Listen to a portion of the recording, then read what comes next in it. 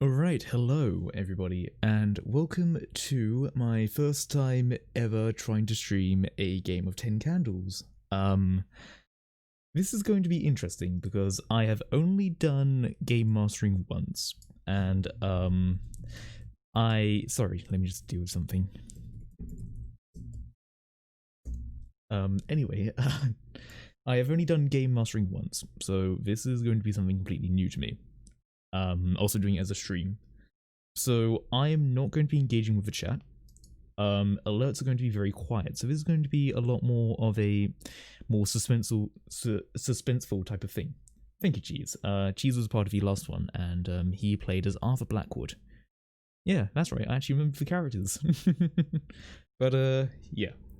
We're going to be doing 10 Candles. In case you don't know, it is a horror tragedy game where it is certain that every character will die. I will just say that we are going to be talking about things that are maybe a little bit more violent.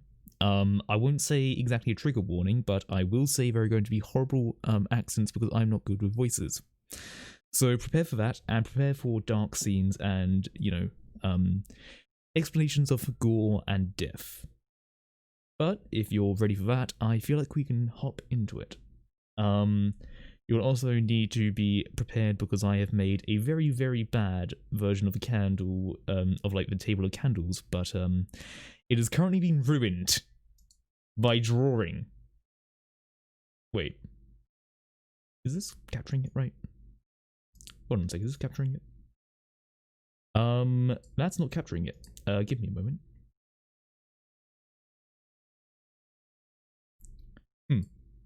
Okay, that's not capturing it at the moment. I will deal with it in a moment. But for now, let's go and talk to the players. Alright. Hi. So, you say you fixed it. Now, you say you fixed it, but I would also like to remind you that I see the hidden areas. Beth tricked me, okay? Okay, well... You were lucky. Hey, did you know that you could draw? And you were like, what? And then I told you how. And then I did it like on like, off the table. It doesn't stay, so I'm just gonna like draw this big circle thing and it will magically disappear when I let go, and it just stayed on the table. Nope. Thanks. Don't worry, those BB candles we removed first. But anyway, 10 candles. Are you guys ready? Because if you are, I will continue with the little explanation bit that I do for the players. I'm going to take your silence as a yes. You see the hidden areas? Yes, I do see the hidden areas, and I see the big circle around it. But anyway, we're going to get over with the character creation bit. Then I'm going to try and fix something wrong with the Chrome right now, because currently it's not picking it up, but I will deal with that in a moment. Anyway, let me set the scene for you, shall I? Okay. This is what everybody knows. 10 days ago, something or someone blotted out the sky. Now no stars can be seen. All communication with satellites have been lost, and the sun no longer lights up the sky. 5 days after this anomaly occurred, they came. No one knows exactly who or what they are, but two very important things are clear. They fear the light. They're coming for you. Following their appearance, terrified humanity lit up the world, causing massive large-scale blackouts. Now those who are left cling to dying generators and unreliable flashlights. Small patches of survivors huddled by radios, listening hopefully for news about military rendezvous points or rumours of some illuminated oasis to reach them. But even with a destination to reach and hope to guide them there, the woods are a lovely dark and deep, and there are miles to go before you sleep.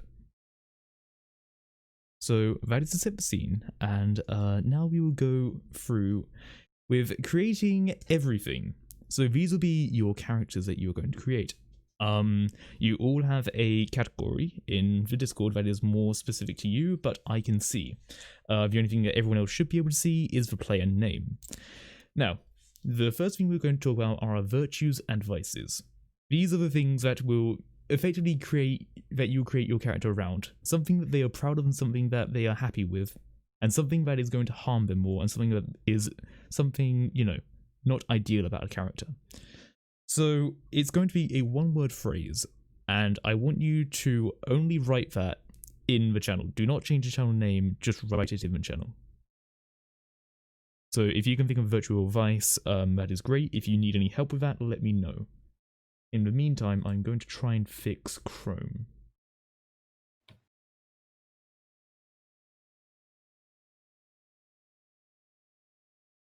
Yep, you can see my Discord now. Brilliant. Oh well. Hey, things aren't going to go right first time anyway, are they?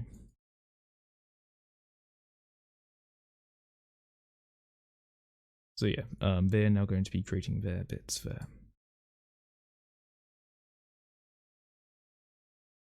Just let me know once you're all done, and I will continue. Right, what did you want me to do? Right, so in your Discord bit, you will see that there is a channel named Virtue and a channel named Vice. Yeah. In each channel, I want you to write a virtue and a vice, a one-word thing that will help define your character. Okay. Because this is a part of the game where we try to form our characters into something. Yeah. So we can only use one word? Only one word. I'm just going to go to an intermission really quickly because that is not working right now. What's the difference between a virtue and a vice? Okay, so a virtue is something that you are proud of and something that is good for your character. A vice is something that you are not proud of and something that is probably going to harm your character more. Is that good? Okay. Okay. Yeah. Yep. Sorry, I'm just trying to sort out the scene here. Because it's now showing up for Discord. Oh well.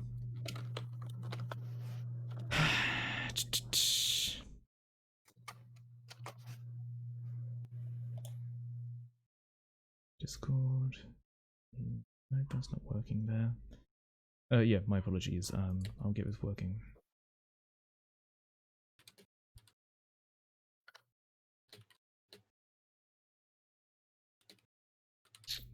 So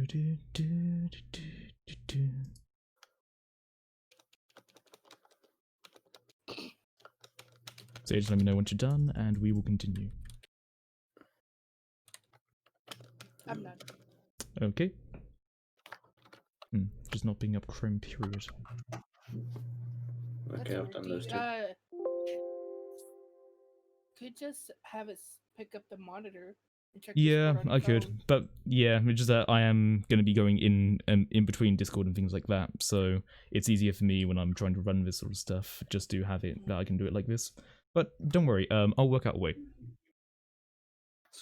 You know, it's always going to be a little bit iffy in how we do things. You know, it's me. It's going to be a little bit scuffed. My door is also opened, so give me a moment and I will shut it.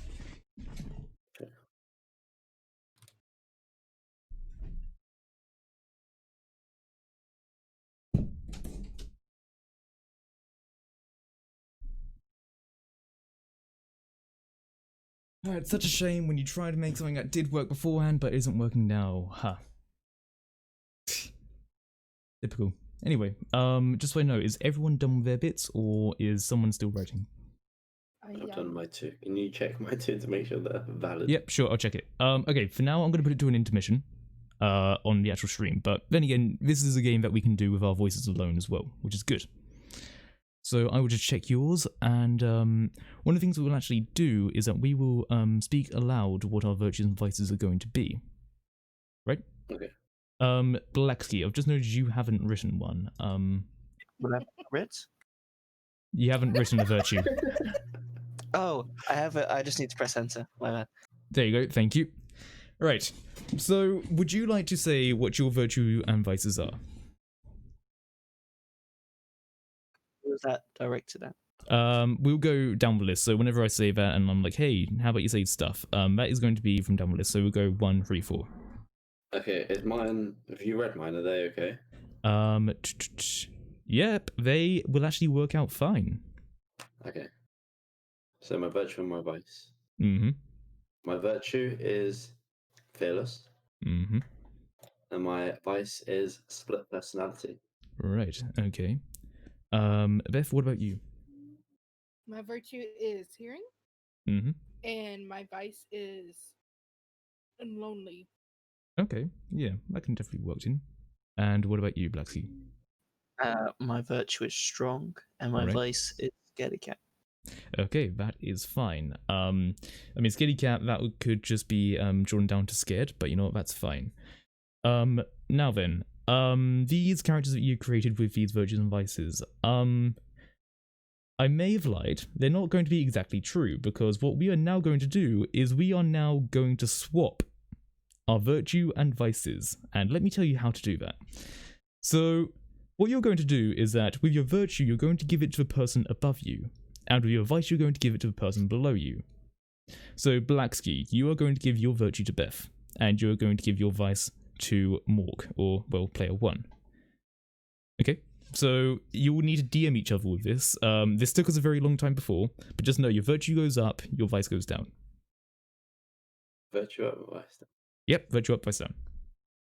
Okay, why is this not capturing Up the end. Okay. Virtue. Virtue up. Yep, virtue up, vice down. So if you'll be handing it over to Blackski. Okay. Yeah. I'm gonna have to maybe do it through another browser that I have. So that's gonna be a little bit annoying, but that will be fine. So sorry about that. Let's lay plans.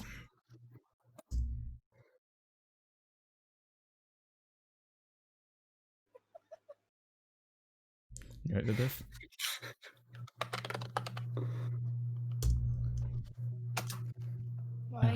My character's interesting now. Yeah, so how about once we have swapped them around, we actually read out what our characters are? What? Okay. So once we have got them all... So, no, don't worry. So you know how you have just swapped over your virtues and vices, right? Yeah. So if you can now tell everyone what each person has now, that would be great. Okay. My virtue is hearing. Mm-hmm. And my vice is scared. Okay. My virtue is strong. My vice is split personality. Mm-hmm. My virtue is fearless, and my vice is lonely. Which Okay. I spelled. I think nothing there is a paradox or anything that would completely negate each other, so congratulations, you are all somewhat efficient together. Nice. Give yourself a round of applause.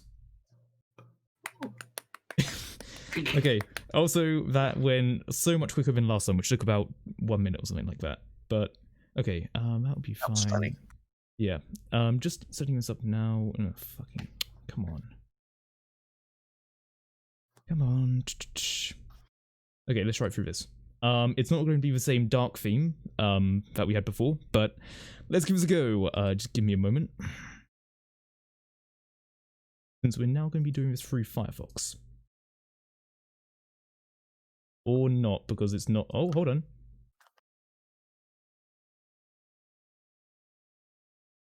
I think it's now working. You know what? Fuck it, we do it live!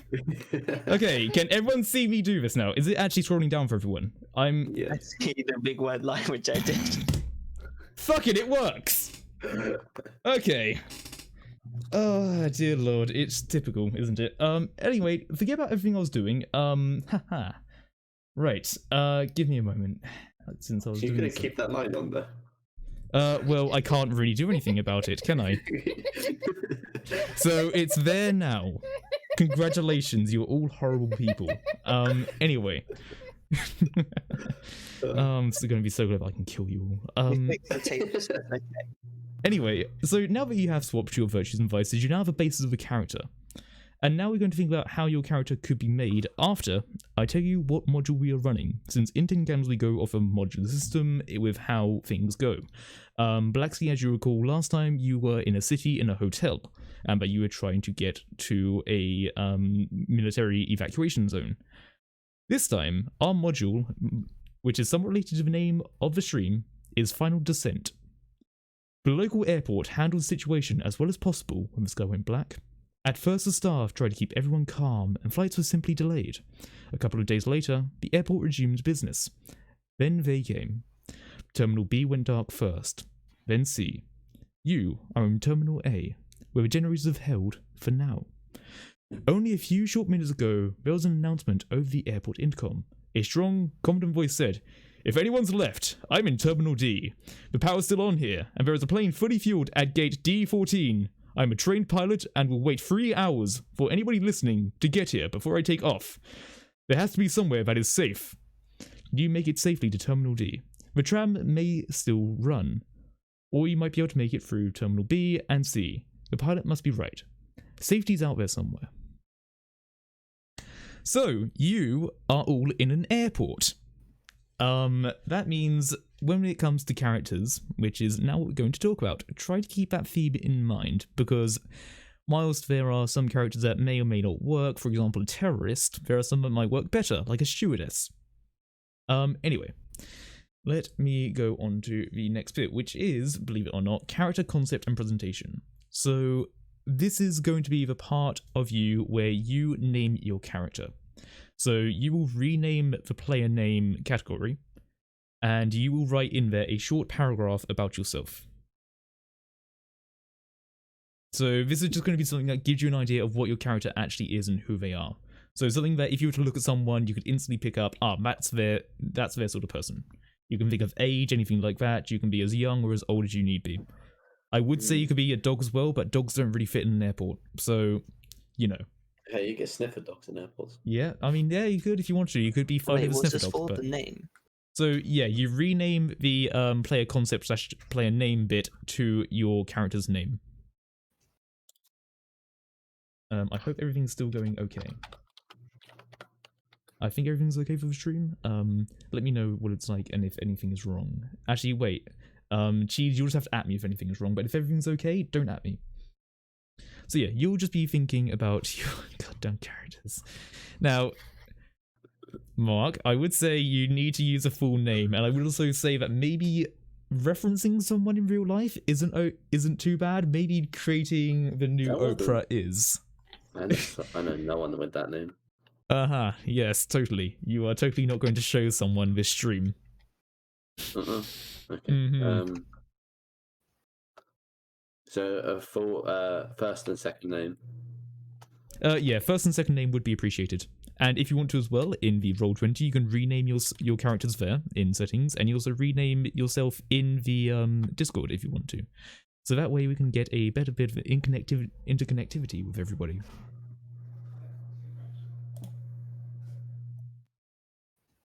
But yeah, you would be writing a short paragraph about this character and how they would basically look, and anything distinct about them, anything like that. Perhaps what they worked as well. I think there's like a fact file sort of thing. But yeah, for everybody watching, character creation usually takes about 20 minutes or so, but this is a pretty important part since everything about this game is improvised.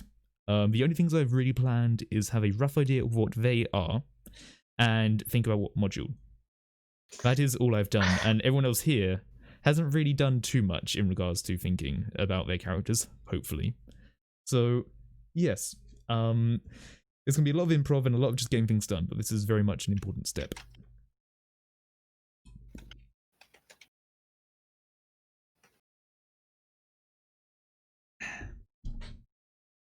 Yeah, just let me know if you have any issues or anything like that, and I'll try to help you.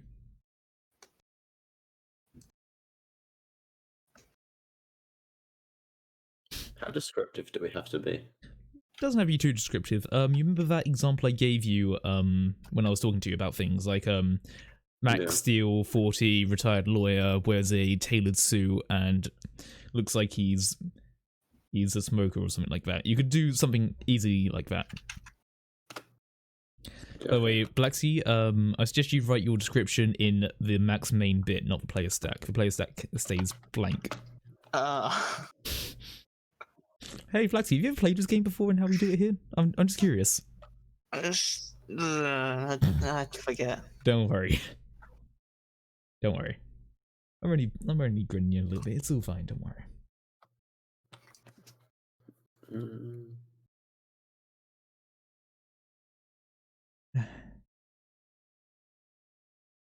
But yeah, I see that Beth is done. We will wait for everybody else. Or at least Beth's... Oh, sorry. I just thought your name was like, you are quick. Good. But no, don't worry. No, don't worry. It's fine. Yeah, this is one of the strong things too, the game, since you don't have to worry about stats or anything like that. It's literally just a concept as opposed to just every single thing about this character. You don't need to think about what they've had for breakfast. You just need to think about something general about them. These are going to be some very interesting characters.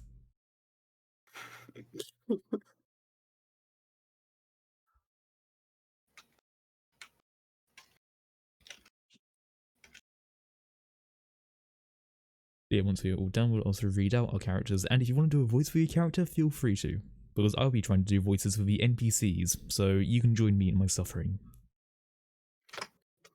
Because I'm just going to say I'm sorry to anyone from any other country but England, but my accents are horrible. So, yeah. Do I make my guy Australian? If you want to. Also, another thing I forgot to mention, if you want to have your characters have any particular relations, like if you want your characters to be like friends or even family, you feel free to talk about it in DMs and you can link it.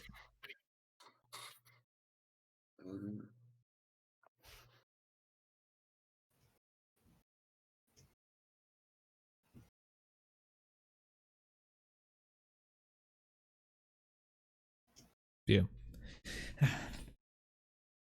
I'll actually take a little bit of time to take a look at the chat. If anyone's got any questions for me right now, while we're waiting for everybody else to do their bit, let me know. Oh, you'll never guess he's just come online.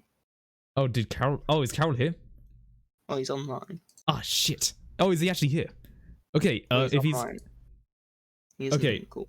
So we were meant to have another player, but he might now be on. If he is going to come in, that's fine.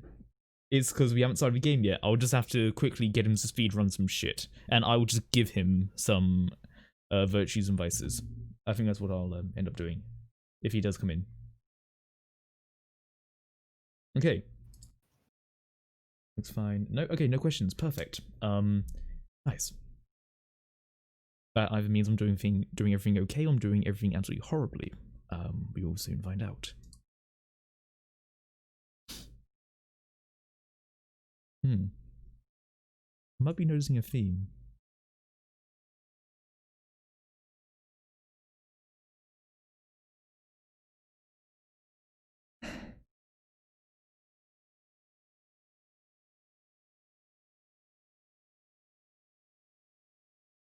But yeah, usually 10 Counters is a game you would play in person, but obviously because of the whole thing about having a whole ocean and the whole quarantine happening, it's not that easy to play in person. So I've tried to emulate it as best as I can with the online version of things that we are doing here.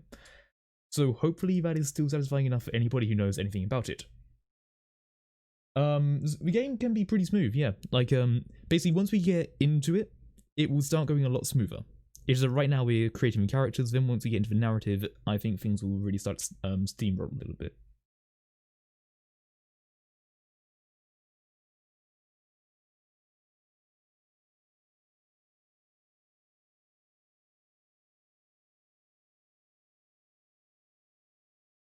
But Beth, I also just want to say as well, you don't have to write too much. Don't worry about it if you're worrying about it too much.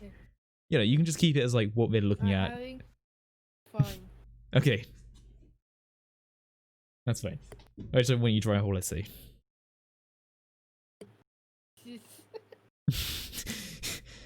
Tell me they've had. Like you're one to talk. Shut up! I didn't write a 16,000 word thing for my D&D character. Shut up!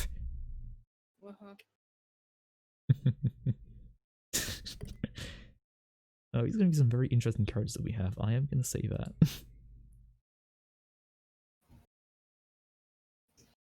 My guy is based off of like the really strong people at the beach in GTA. Mm-hmm. Yeah. I'm noticing a theme. I will just say that. I'm noticing a theme between some of our players here. Alright, I'm done. Okay, you're done. In that case, we are now going to tell everyone our characters. So introduce them by name, who they are, maybe what they work as, things like that. Things that you probably know from knowing each other for about 10 days, sitting around a dying generator. So we will start off with Claude. Okay, so you just want me to say what I put down? Yeah, just say what you put, say who you are, things like that. Cool. Yeah, my name's Claude. I'm a chill guy. I'm 6'2", brown dark hair. 29 years old, bodybuilder. I do have an addiction to Pepsi Max. Mm-hmm. American. Got a PhD food tech. Just love eating. Mm-hmm. And my left leg is an inch shorter than my right. I'll be looking forward to hearing your American accent. Bear in mind that we do have an American here. Anyway, speaking of this American, how about we talk about Lo? Alright, so I am Lofi, also known as Lo. I'm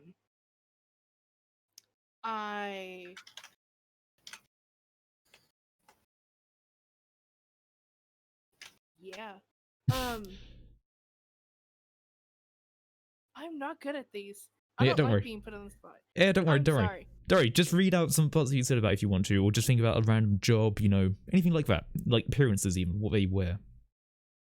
Okay, so Lofi has I have split personality.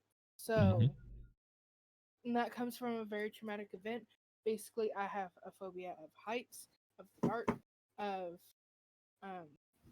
a lot of different things. I am very skittish, and I don't do well with being alone.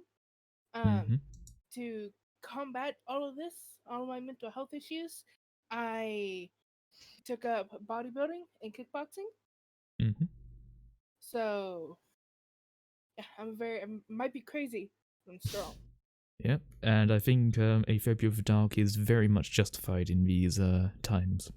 We'll probably get to know more about you as the story progresses, but how about we talk about another person who is also into the craft of perfecting the human body, Max. Well, howdy. No. I am Max Main. I changed my name from whatever it was to because I liked the film Max Payne and I didn't want to get copyrighted. I'm a very strong guy. I like to show how strong I am because I wear a tank top and I have a blonde ponytail and I'm quite tall. I'm 6'2", and that's it. Right, because we all know people who wear tank tops in airports are upstanding citizens. I have No. what There's is more. that? What's the thing called when you have like multiple like multiple people inside you or whatever? That's split personality. That's Yes, I'm gonna go with that's that's already low advice. But you know what? If you want to have that as just like a little thing that he does, like talks himself something, go ahead. That's already advice we have. But you know what? I'm sure we can work it in. All right. Yes. Okay. So that is our cast. We have Claude, Lo, and Max. I'm not sure if they're all American. We will soon see because Blackski had a very interesting accent there. Anyway, let's go on to the next bit, which is about our moments and what we find hope in.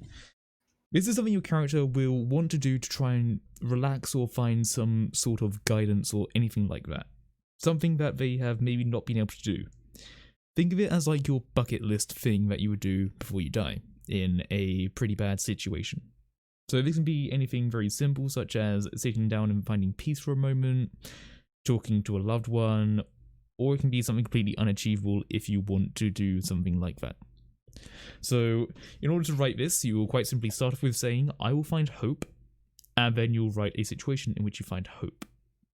And this is the moment. This is the moment, yes.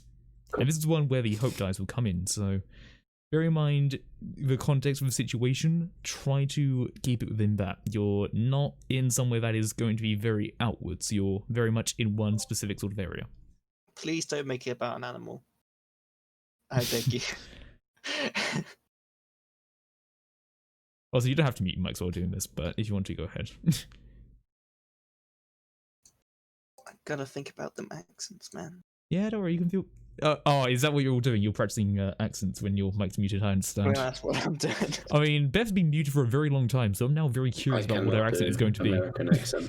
What? Yeah. No, you just said if you're not talking to mute your mic. Oh no! Don't worry. You don't have to mute it. You don't have to mute it.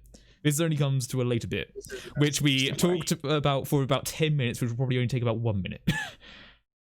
Don't worry. I'll tell you when the time comes where we need to mute and unmute. But if you have any more questions, just let me know. If you don't like the input on the spot, then good luck in the recording.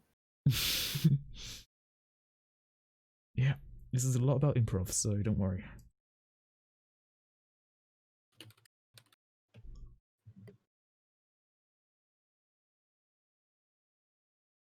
Also, just a question to the chat right now. Are the audios level okay? Is everyone pretty even? Are some people too loud? Some people too quiet? Anything like that? Also, what do you think of the overlay? Tried to make it myself. I don't know if it's good or not, but I don't know. If there's better, I'll use it. Alright, cool. It looks good. Nice. I probably actually move the chat box a bit. Yeah, let's put it up to about there. There you go.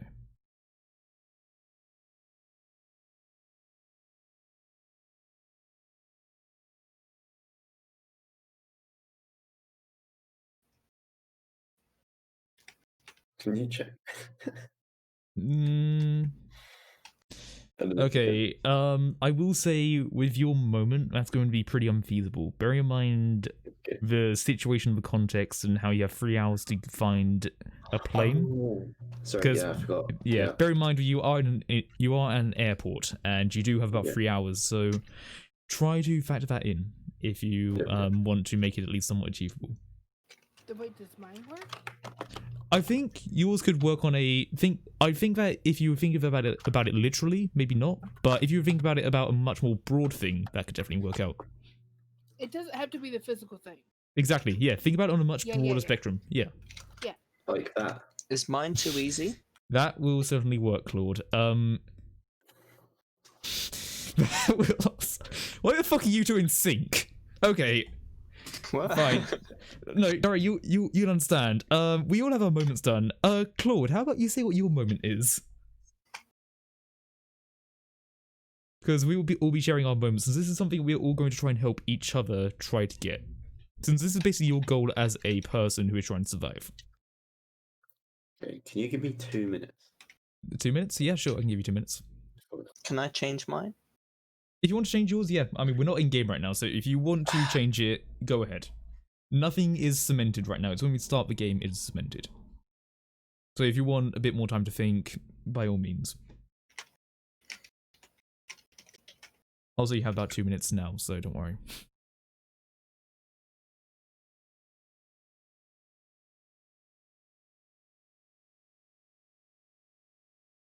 Overly good, overly good. Okay, cool.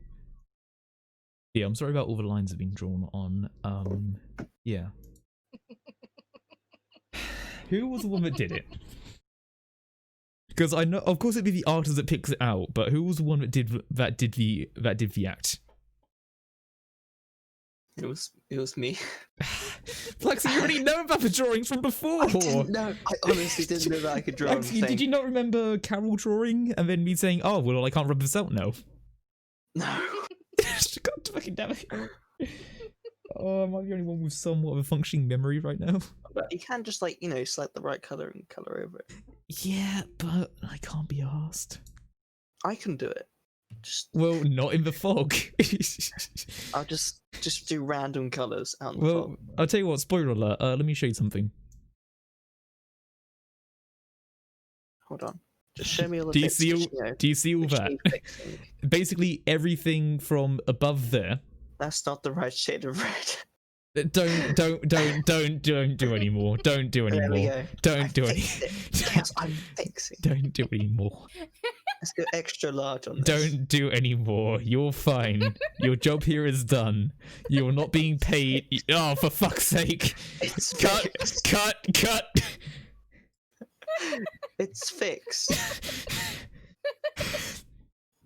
You showed me the bits which need fixing. And now I regret it.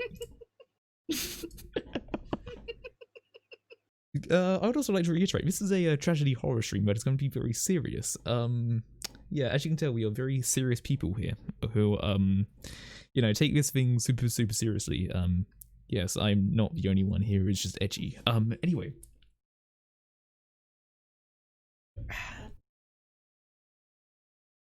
Are you okay, Blackski, since you had something in there, but now you don't? Oh, we're waiting on someone.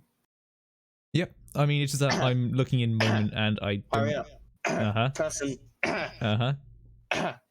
Me?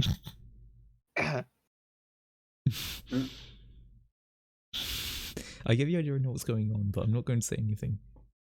There's a spider on my head. Are you okay? What the fuck? Oh my god. Welcome to the horror zone, everybody. You see, 10 kills doesn't just happen in-game, it happens in real life. It's a true experience. If you die in the game, you die in real life, which is really unfortunate about what's going to happen in about 3 hours' time. Oh no, it's one of those things, where it's like a mark on your eye, so wherever you move, it's like you see this mark.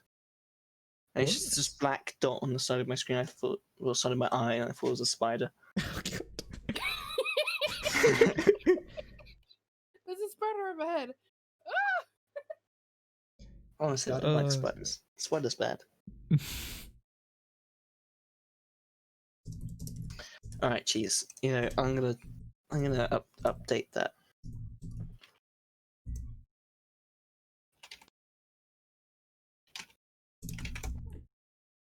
I must admit, I'm a little bit confused. Alright. Alright, I can work with that.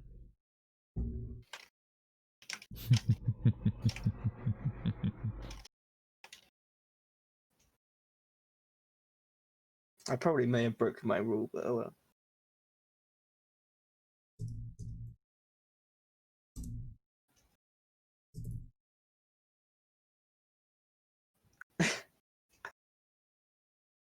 No, this is Cheese's fault. He suggested it. It's Yeah, fine. you don't He need has to to listen. live with it. You don't need to listen to Cheese. I want to. Alright, then. It's fine. Just know It's I'm going. I want you to know that I'm going to twist your words. fine. How did I phrase it? Oh. Yeah. Anyway, we're still just waiting for someone. But yeah, once they're back, we will. Oh, I'm back. Oh, you're back. Oh, perfect timing. Alright, in that case, we are now going to list our moments. Okay. My moment. I will find hope when I get myself a bag of Full Ranch Doritos. Fair enough. You'll need to find those, just remember that. Now on to the next person. I will find hope in the fighting ring. Very well. Finally. I will find hope when I watch a bird safely fly and tweet away. There are so animals are always going to be used, which is good. Anyway, now that is done, how about we get on to the next bit? I did say this would take about 20 minutes, but this is definitely taking a lot longer, but don't worry about that. Anyway, the next part is organizing out where you want your virtues and vices and moments to go. Now, without moving your brink, you may put the virtue and vice and moment in any order you want. For one at the highest will always be the one that is your active. So you cannot reach your moment until you can get through the card on top, as you can't burn your virtue unless you get the cards on top. So I'm going to give you a moment to, work those around into whichever way you want them to. Just remember the moment, that will grant you a hope dice. With a virtue or a vice, that will grant you a reroll of ones, as a very dumbed down way to deal with things. And if you have done all of that, I will move on to the next bit, which is our brinks. Now, this is going to be written for the person below you. So, this is how it's going to go down. Claude will write a brink for Lo. Lo will write a brink for Max. Max will actually write a brink for them, me. Now, this is not something that is something that they are weak to. It is something which is an identity or a strength, something that they can establish about them. And I am going to write a brink for Claude. So, Claude, get ready, because I have a brink for you, which I think you're going to enjoy. Okay.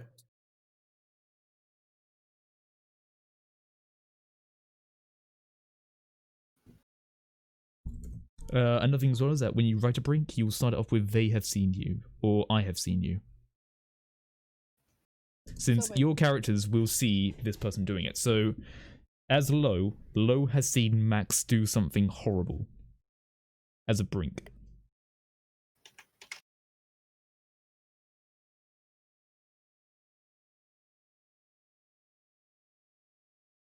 So this is something that your character will know about. Which puts Claude in a bit of a powerful position because no one knows his brink but me.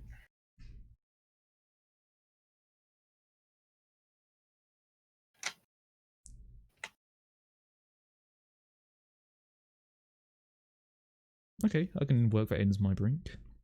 Hold on, no, I'm gonna change it. No, it's Blackski, you can't just change it. I've already seen it, and Okay, so that is now the fine. brink I have to work with. Fine. So make sure that once you got a brink for the person below you, you message them that brink.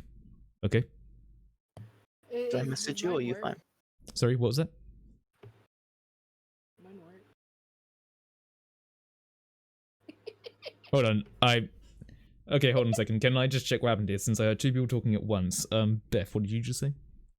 Does one work? Yours... It's something more horrible. Something that you do in your pure primal state. I don't think that is something you would do in your pure primal state as a focus. It's something you would do once you've lost your humanity.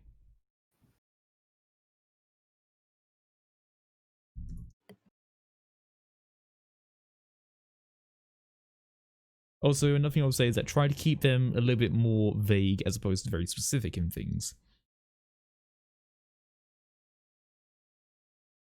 You can talk about horrible things that they've done, but, just try to keep it something they can work with. Since bear in mind that with a brink, this can be used multiple times during a scene.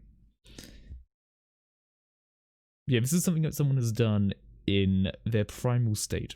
And once you've all written a brink, I'm going to check over each of your brinks, and then you'll send it to the person which will receive this brink. Will my brink be accepted? Well, the one which I wrote. I can definitely set that. Is that good for me? I mean, it's good for me. Okay, in that case, that's why I didn't think you would tactics as good for me. No. Remember, your brink is being written for me. So Lo is writing your brink, something that your character has done. Okay. Oh, I see. So Okay. you are writing a brink for me. Okay. So you would write, "I have seen them," and so, for example, I will write what you could say. Oh, I thought I read that. Oh well.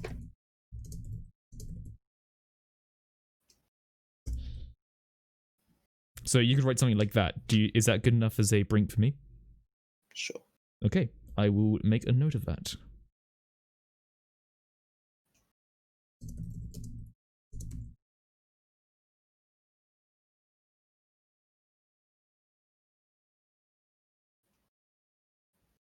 But yeah, once we've all got brinks that can be passed down, I will check them and good. Wait, can you check mine again? Okay. Yep. I will just say, for Beth, you will write "I have seen you" as opposed to what you've written there. So it's just a prefix thing, just a matter of you know, formality.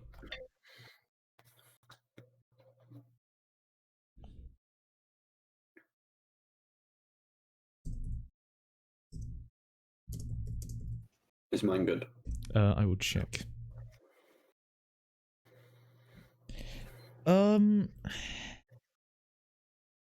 I think that doesn't quite work since we're all doing that.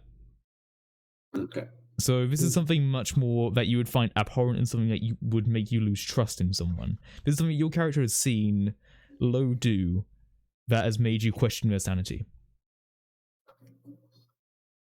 So it's going to be darker. Oh.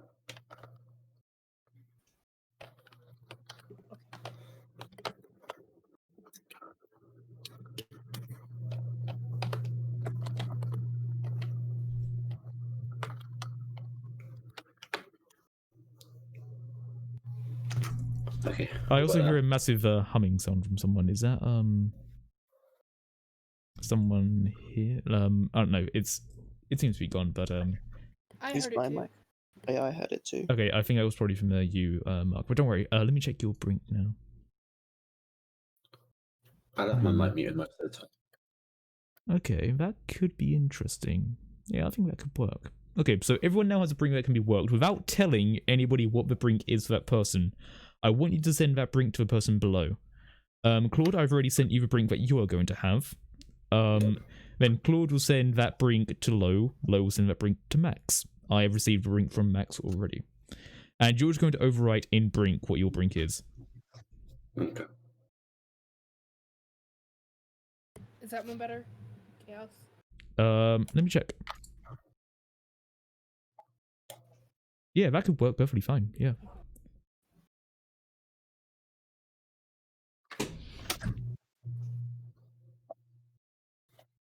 Okay, apparently you're a little bit quiet, Beth, so I'm just gonna up you a little bit. Oh, I actually can't up you a bit. Shit. I was kind of whispering. I'll talk louder. Okay, don't worry. Yeah, that's fine. That's cool. You can't turn everyone else down. No, it's just that it seemed to be that it was Beth specific that was quiet. But don't worry. Apparently, we'll see how it goes. We'll see how it goes. So yeah, Max, you should be getting a brink, which you'll then write in brink. Do I write the "I have seen" part as well? No, this is just going to be your brink. Do I just say "I have done this"? Yeah, you can just say this is something that you have done, since this is now the brink. I just copied it.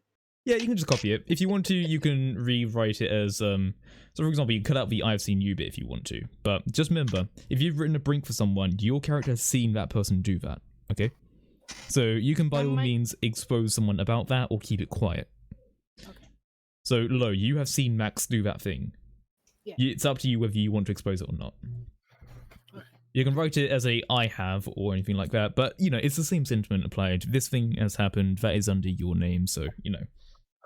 But I'll just check brinks, and then I think we have basically done the character creation bit of this story.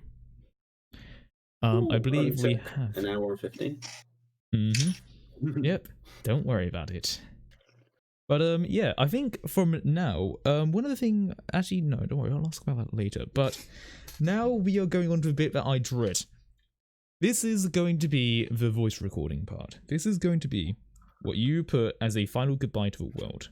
In case you don't make it back, this is going to be what you want spoken. So how this is going to work is that I would like everybody to mute their mic now.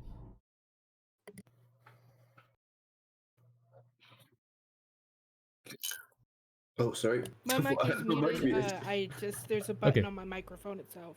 Okay. In that case, I'll just need you. Since basically what I do is that. I'll just. Yeah, that's fine. Okay, so here's what's going to work.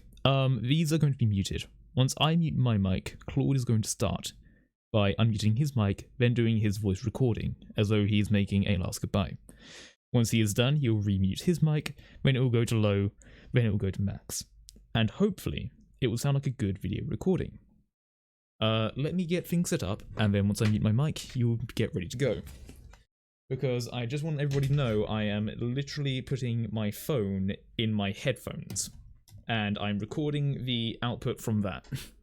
So it's going to sound a bit strange, but you know what? Let's hope it works out, because I can't now hear anything. But yes, get ready.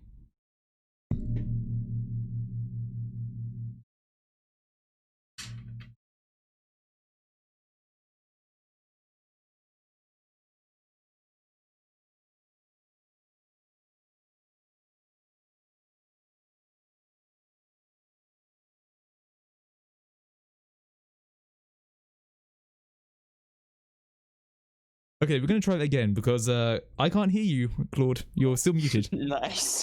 You're still Glad muted. To see I'm not the only one. Yep. Wait, what? You're still muted. What was it meant to do? Okay, okay, I'll explain it again. Oh, hold on. I was waiting for you to say something. Okay, I'll explain it. Why I messed up last time now, don't you? I know, it's not the best system, since literally in real life I'd just be handing around a phone. This way it's a little bit more difficult, but I'll say it. Okay, so once I mute my mic, player 1 will basically do an audio recording of what their last message to the world would be. Okay? That is what will happen. Okay, so once I mute my mic, you go. Then, once that person mutes their mic, the person below will go. Okay, anything. It's basically your last message goodbye, so you can be talking about like friends, family, regrets, wishes, anything like that. Bearing in mind that you are hoping to survive. Okay. So once I mute my mic, we will get ready. Okay? So once you see my mic mute, you start talking. Okay. Okay, now just give me a moment to reset it up. Give me a moment. Sorry about that. Don't worry. Alright, it's just, yeah, your mic is muted. Alright. Recording to Electric Boogaloo.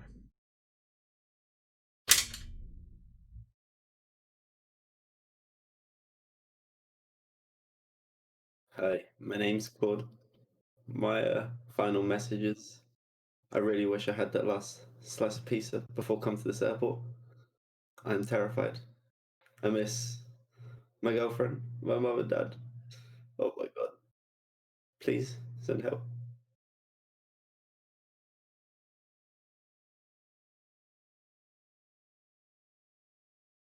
This might be my final goodbye, but I'll be able to see my mother and my sister if my time does come. But if it doesn't, I want to try to help build the world back to what it was. And I'm going to do my best. Try to make sure everyone gets out.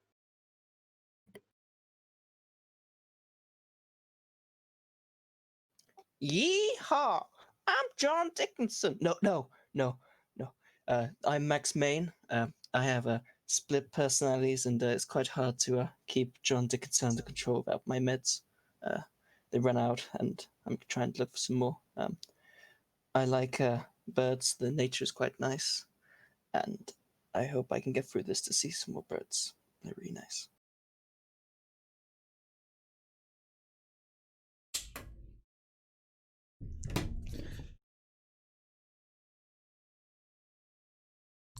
And so, with all of that done, we can now all unmute and we can get ready to begin the game. If you haven't taken the time to already, it's just getting the room nice and dark. Your monitor brightness, keep that low, because the world is dark out there, and you are alive. are we all ready to go? Yep. Alright then, let's begin. So, as forementioned, you are all sitting around a dying generator. You are all in terminal, you're all in terminal A. And I'm not sure if any of you are locals of the area, but you certainly don't have a map. You also don't have any light sources because lighters aren't really allowed in security. So you're going to need to go out in the darkness to not only find the location of Terminal A through some kind of map, but also to gain some light and maybe even some provisions. So now you think about it, when was the last time you ate?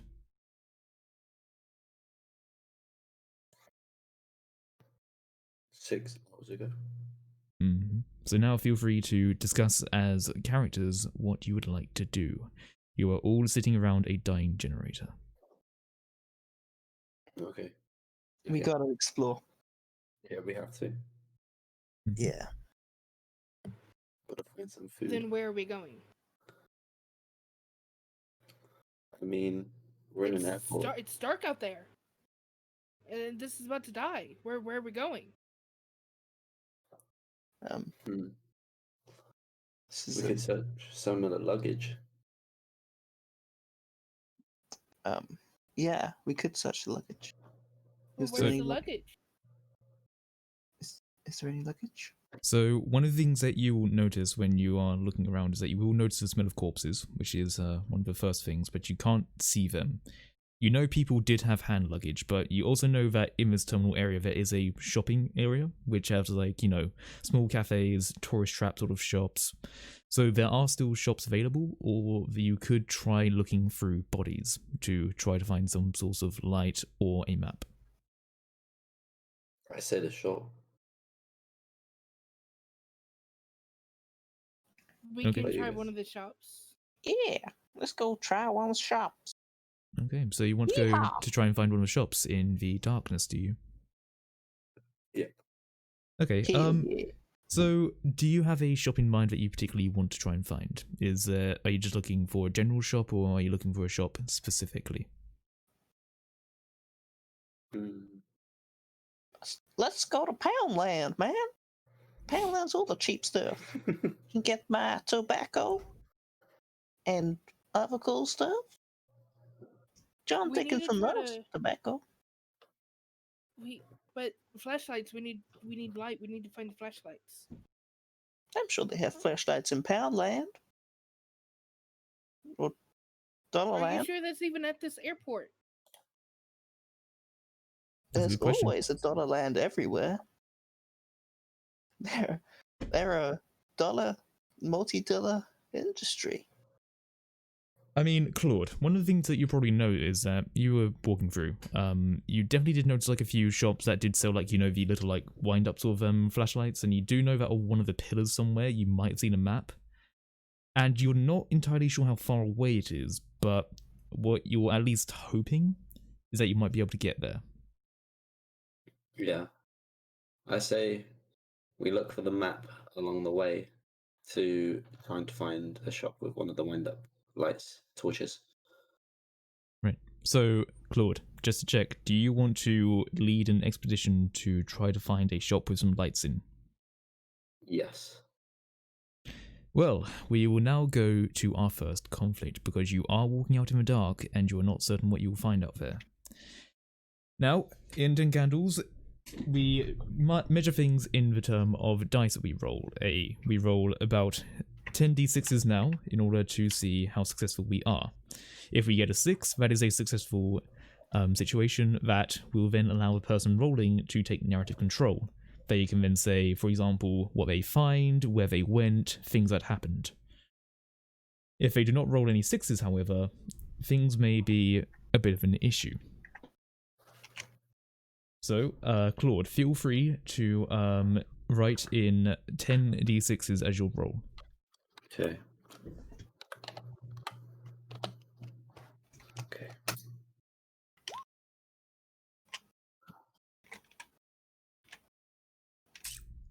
Did it work? I don't see it. Do I have to do the slash bit? Yeah, you have to do slash roll 10d6. Okay. I just literally typed it in. Oh right, okay. I was a bit confused there, like, it says it's rolling, but There we go. all right. So Oh, wow. what you're seeing here is that you have 1, 2, 3, 4, 5 successes, which is good. However, you do have a 1. Now, as you probably know, if you do roll a 1, that 1 will then be lost for the scene. So then for the rest of the scene, you'll have 9 dice to roll. Unless you want to burn anything in your pile to get that dice a reroll, you will lose it. But you did succeed, so by all means you can let that dice die, and you can tell me what shop you went to, what you found, anything like that. Okay. So what do you want to do? I'll let the dice die. Alright, so you are now going to be rolling with 9 dice pool. Yeah. So now tell me what happens. Okay. So I lead an expedition towards the shop, Mm-hmm. and along the way we find the map on the wall, Right. on the pillar. We get to the shop. We find a few wind-up torches Mm-hmm. with a few snackies. Alright, yeah, so exactly like that. You do see a map on the wall, but it's one of those quite large maps, so you can't simply rip it down. So unless you find something to write, to like give a rough drawing, you're not really going to know what to do. But in the shop, you definitely do find a source of light, as in maybe about 2 or 3 flashlights, which is going to be good enough for you. They are definitely the cheap type, so like you can see like they have like a pirate logo, but the pirate has like 2 eye patches for some reason, which is rather odd. And you also see that the food that you have is, well, you'd say you probably wouldn't see a dog eat it, but you do have some snacks, you do have light, and you do know where a map is. Okay. Do I continue? Yeah, I mean, tell me what you want to do. You know where a map Okay. is, but you don't have any way to document that map. So I attempt to find a notepad and pen in the shop. Is everyone going to help out with this, or is it going to be Claude on himself who goes adventuring into the dark? I'm not. I can't go in the dark. All right, Claude, yet unless again. I have one of the flashlights. I mean, yep, Claude, did you give everyone a flashlight when you went out to the expedition? Did you come back and give people flashlights? Yeah. Okay, yeah. So Claude came back, and he is now back with the group, and he has given you all flashlights. Okay. Right. I grab one of the flashlights out of his hand. Right. And I stick close behind him. Okay. As he goes through the store. Yeah, I mean, what you sort of can assume the shop you went into is that it's probably about a few feet ahead of you. It's like an old sort of like tourist trap sort of shop. I'm not sure about the brand name of it, but what you do see is that some of the windows have been smashed in. You can see a few corpses littered around, and you also see the high steel beams above you. Because the airport is like one of the sort of newer modern builds where everything's very spacious.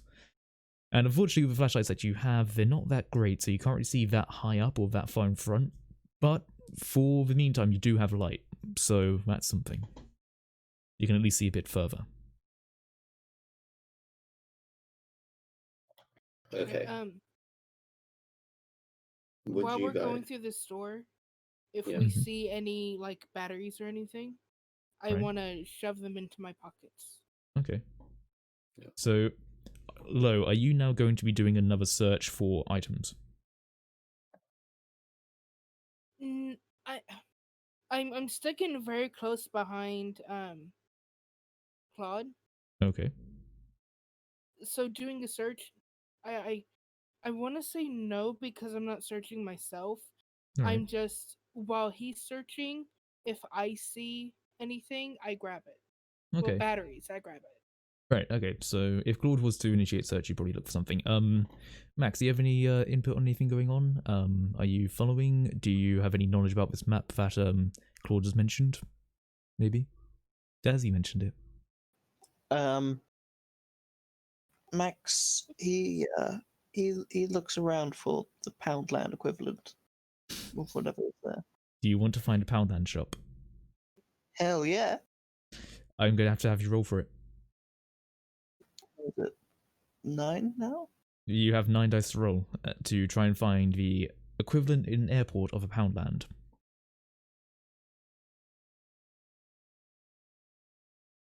And then, so are you going to be separating from the group then in order to do this? Oh, okay. You have no ones. So, bear in mind you do have at least a success. You are definitely good for now. So tell me what happens. Oh yeah, I find Poundland. It's this magical, wonderful place which John Dickinson, slaps his knee, goes wandering around and just looks at all these magnificent tobacco and tobacco as well. Just more tobacco. Right, yeah. So, definitely for you, it is not the Poundland. It's actually really hard to get the rights for them, bearing in mind what has happened lately, but definitely it is a shop for people who maybe doesn't have quite as much money. So if anyone else did happen to see the shop, it's basically a discount shop, where if you needed to grab some bare essentials of water or food for a flight, this would be where you would go. So here, you probably wouldn't find too much aside from maybe a couple of magazines and some food and water. But something you do notice that there is a body behind the counter. I wander over to a section which has what's it called? Seeds? Is there a seed section? Sure. Seeds. Seed section. There's got to be a seed section. I mean, you're taking a look around, but you can't really see anything like that. Like, there's trail mix and things like that, but there isn't exactly seeds as such. It's also nothing. Mix. It's also nothing you would really think is good enough for you. Take it anyway. I mean, if you want to pick up that trail mix, it is actually right on the floor. But just to check really quickly, did anyone else see Max go? No, we was exploring the shop. Yeah. Nice. Got anything to say about that? So, where did he go? I don't know. He didn't. Did he at least have his flashlight? Yeah, I gave it to him, but I thought he was right behind you. No, he was. I thought he was staying there. Oh, maybe we should go back and search for him. He might be back at the generator. Okay. Maybe. So you want to go back to the generator and try to find him? Yeah. All right. I mean, you go back. You don't see him. If we call for him, he might hear us. No, we can't. They might hear us. I know, but what if he's in danger? Wouldn't we hear him yell? We don't know. We don't know anything. He was trying to find that one store, right? What was it called? What? Pound City? Something like that? Maybe he went looking for his store. Yeah, there's a few shops over there. Maybe we can go and have a look at them. You want to find a shop? Yeah. Alright, who's leading? Do you want to lead on this one?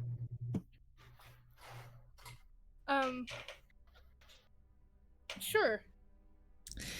Well, if you want to lead the search to try and find Pound City, I'm gonna need a roll to see if you can actually manage to try and find it. Since maybe a little bit pronounced you, he did seem to wander quite a bit in this terminal. It took him a little bit. He was awfully quiet.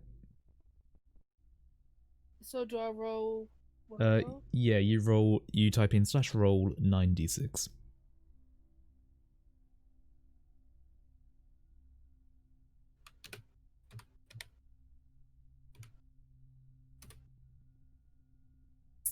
Alright. So, you do succeed. Now, how about we talk about these ones here, since you have 3 ones. If you do nothing, they will go. Your active card is your virtue. If you want to, and you can find a way to work that into a story, you can burn that to re-roll those ones. Or if you want to leave it for another time, that is all up to you.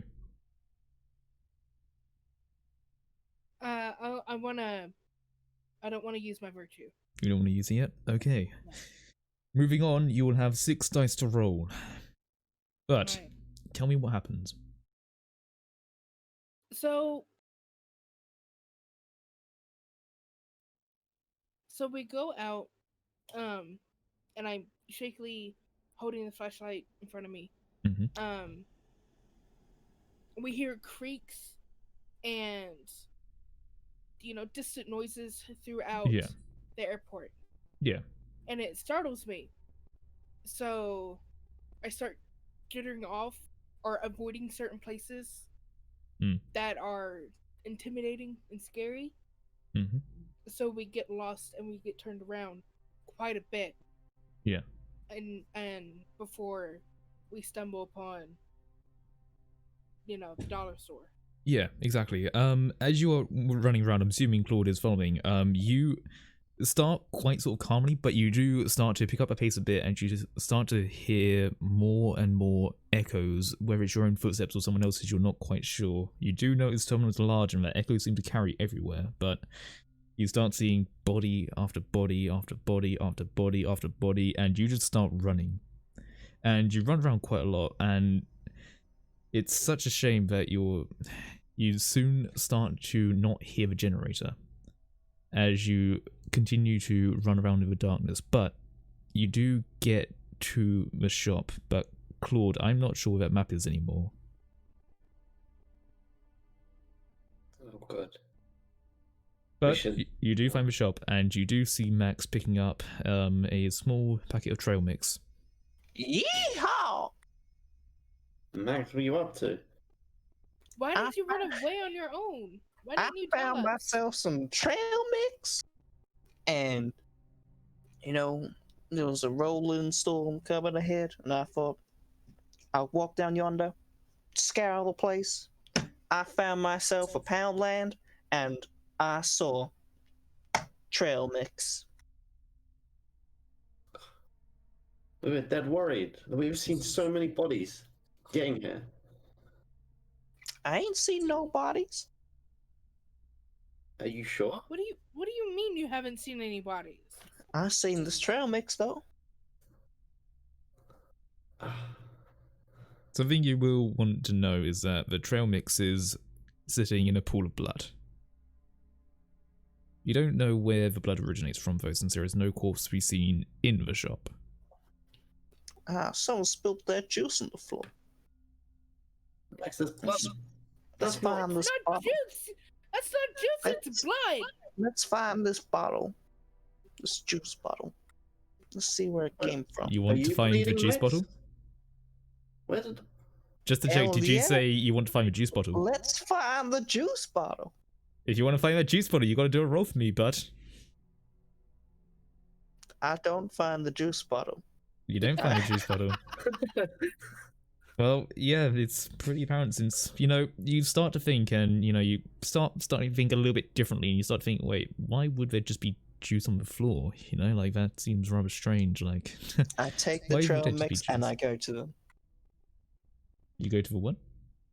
I go to, I go to, Claude and Lo. I mean, yeah, they're right by you. They see you Oh. picking up the bloody trail mix. I put it in my pocket. Mm-hmm. Alright. So, Max has just picked up a bloody bag of trail mix. The blood is seemingly just a pool there. You don't see a source for it, but you've got trail mix and you've got blight and a few snacks. You just don't know how to leave this terminal. Okay, guys, we're getting sidetracked. We really need to find a way out of this terminal.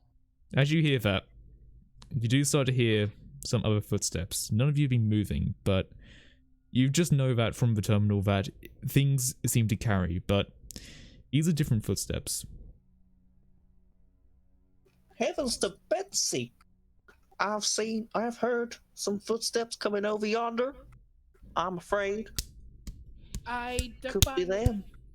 I duck behind a bookshelf, or not bookshelf, a storage shelf or whatever, and I crouch down and I start shaking, holding the flashlight very close to me. Right. I mean, one thing that you can't get is you don't know how far away they are, since everything echoes here. So you don't know how far your footsteps have echoed, and you don't know how far these other footsteps are echoing. You don't really remember if you've heard footsteps before, because you had the generator being played. But you would have thought, if someone was here before, how come we didn't come to a generator anyway? Okay.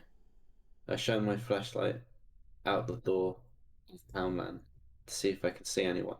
You want to try to spot someone? Yes. Would you like to roll for that? Sure.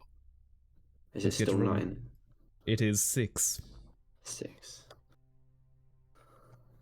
So you take out your flashlight and you're standing in the doorway and you try to look over. But you don't have any successes. You do have a 1. Now, what is your active card? My advice. Well, if you do nothing, this scene will fail. And I will tell you what happens. I will play my vice. You want to burn your vice? Yes. Alright, what is your vice? Scared. In that case, cast your vice to a fire pit and tell me how you're using this vice as you roll again. That 1-1.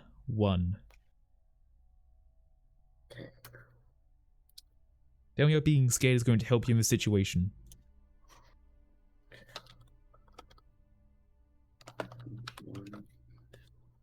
So just roll 1, right? You just roll 1d6, but tell me before how this helps. How my vice helps because it's such a scary, it's dark, we don't know what's out there. Right, you don't know what's out there, and you are trying to look around with this flashlight right now, and you are absolutely afraid. You don't know if it's a child or if it's someone big and behemoth. You're echoing from the footsteps. It masks everything. It sounds like it's coming from all around you, and you're sweeping your flashlight around as much as you can, just in sheer desperation. Roll that 1 for me.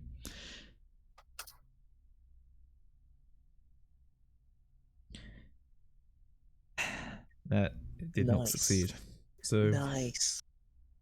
let me tell you what happens. Out of fear, you start stepping out more and more, and you start become almost obsessed with what these damn footsteps are and why on earth you've never seen anyone else before. You know there was people with you before, but these, how come they didn't come back?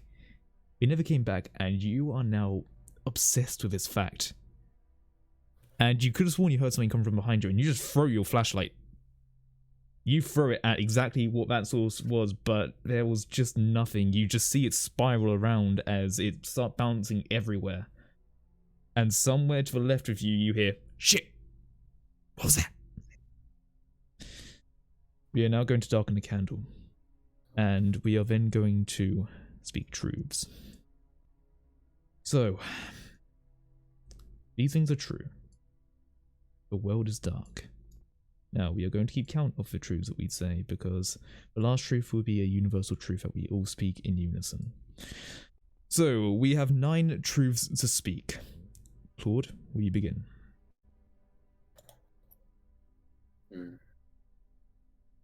These things are true, and they will impact the world, no matter how directly you say they are.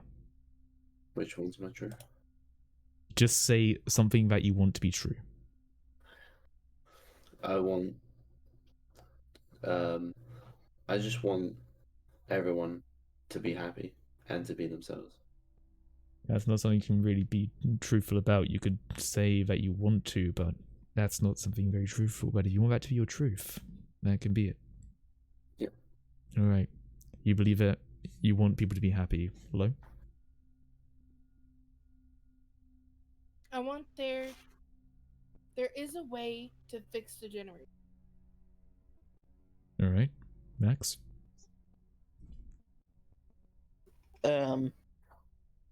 I find a door which is labeled confiscation from X-ray machine or whatever it's called into, the terminal.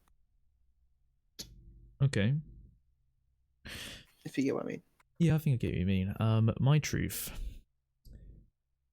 Because just remember, I get to say one too. Let me think for a moment.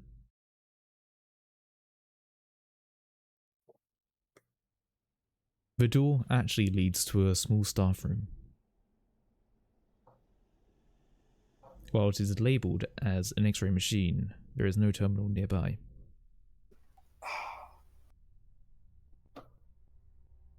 Claude?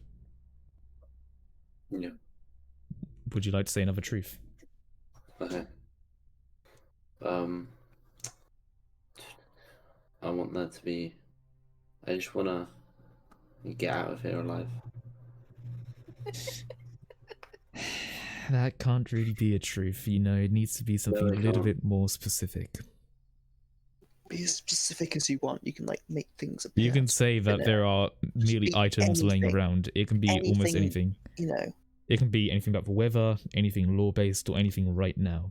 Okay. You could make a plane fly. I want there to be a plane that lands in the landing strip outside the terminal. Okay, this is your sixth truth, Flo. Okay, I want there to be a maintenance area where we can play tools. Alright. Max, you have a seventh truth? Outside the door, there is an escalator which leads down, and there are lots more shops down there. Okay, multi-floor. I have the eighth truth, and after mine, we will say the universal truth. Claude remembers that he is a local of this airport, and he knows exactly how to get to Terminal A, as though he remembers a picture of a map in his mind. And now, do we remember the universal truth, in which we all say, and we are alive. Alive. That is something we all need to say together. Come on. Sorry, but right.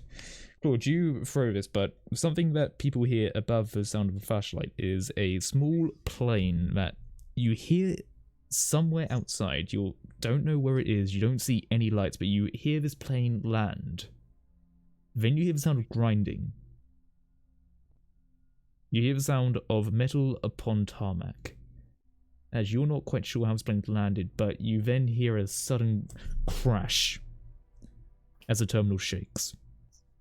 The high level you are on, you don't see anything, but you do see the elevator, and you do see a door that says it's somehow related to an X-ray machine. Claude, something you remember about Terminal A, because you did used to frequent this airport, is that there is a maintenance area somewhere down the east side of the building. However, you don't know where you are. And you are actually going to remember something that you have as a resource, which you can only tell other people about.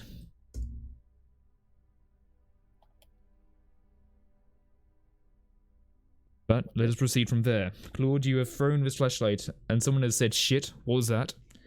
And a plane seems to have come to a crashing halt.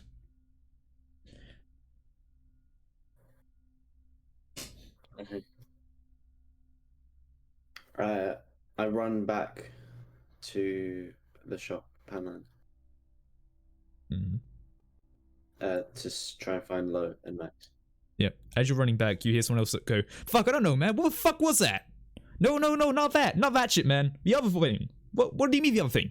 Oh, no, it's like a... I don't fucking know. Shut the fuck up. Oh, I look to my left as I'm running back, and I see a silhouette of 2 people. Do you now? All I know is that you remember hearing something that way. I didn't say you see it. If you want to see it, I'm going to have you roll for that. Okay. Roll. Would you like to roll? Yes. In that case, you are rolling 9 dice, good sir. And now I come into play, since while you roll 9, I get to roll 1.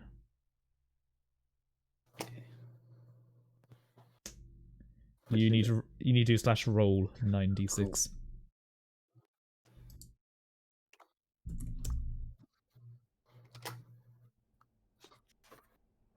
Oh my god. That's unlucky. I don't even need to roll. Lord, you're running back in, but you slip. Quite frankly, there is another corpse, pretty fresh actually, right on the ground, in the shards of glass that were sprayed outwards. This person's wearing Kashir's clothes, but you didn't see that before, just out of your sheer paranoia and fear. You slip over, but that was almost a saving grace, because something else comes swishing right by your head. Something large has just nearly taken your head off. But you are now down on the floor, covered in blood, and nobody knows where you are right now, because Lo and Max are still in the shop. But you do hear sounds of footsteps slowly coming closer, with hushed whispers. Fuck, I don't know. What the fuck was that? Shut the fuck up, shut the fuck up. The candles are fickle, everybody. Be dark in another. Now, much like before, these things are true. The world is dark. Claude, you will begin again, and we have 8 truths to deal with.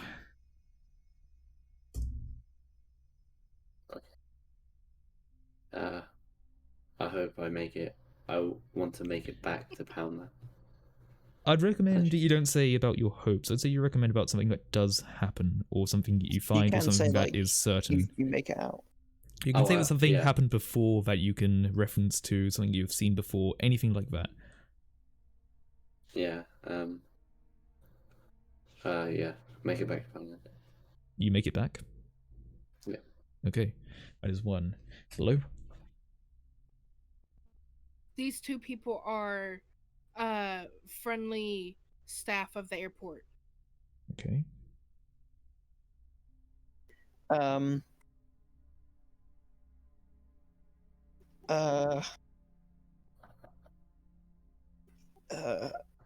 I look out the window and I see some fuel right by an exit door, like a fuel can, right by like an emergency exit. All right. Outside. These people that threw something at you are completely scared out of their mind, and their sanity is maybe gone.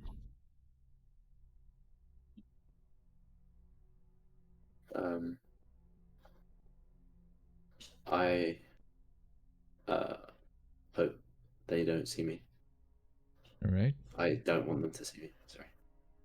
I mean, it's either they see you or you. I mean, you can just say that they don't see you. You don't have to say they don't want them to. They don't see me. Yeah. All right, that was the 5th truth. Lo, you have the 6th one.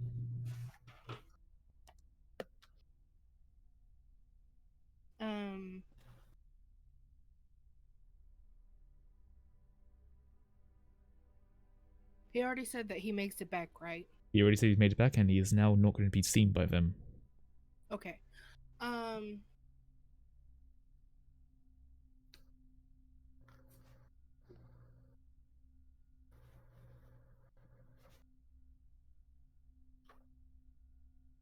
Sorry.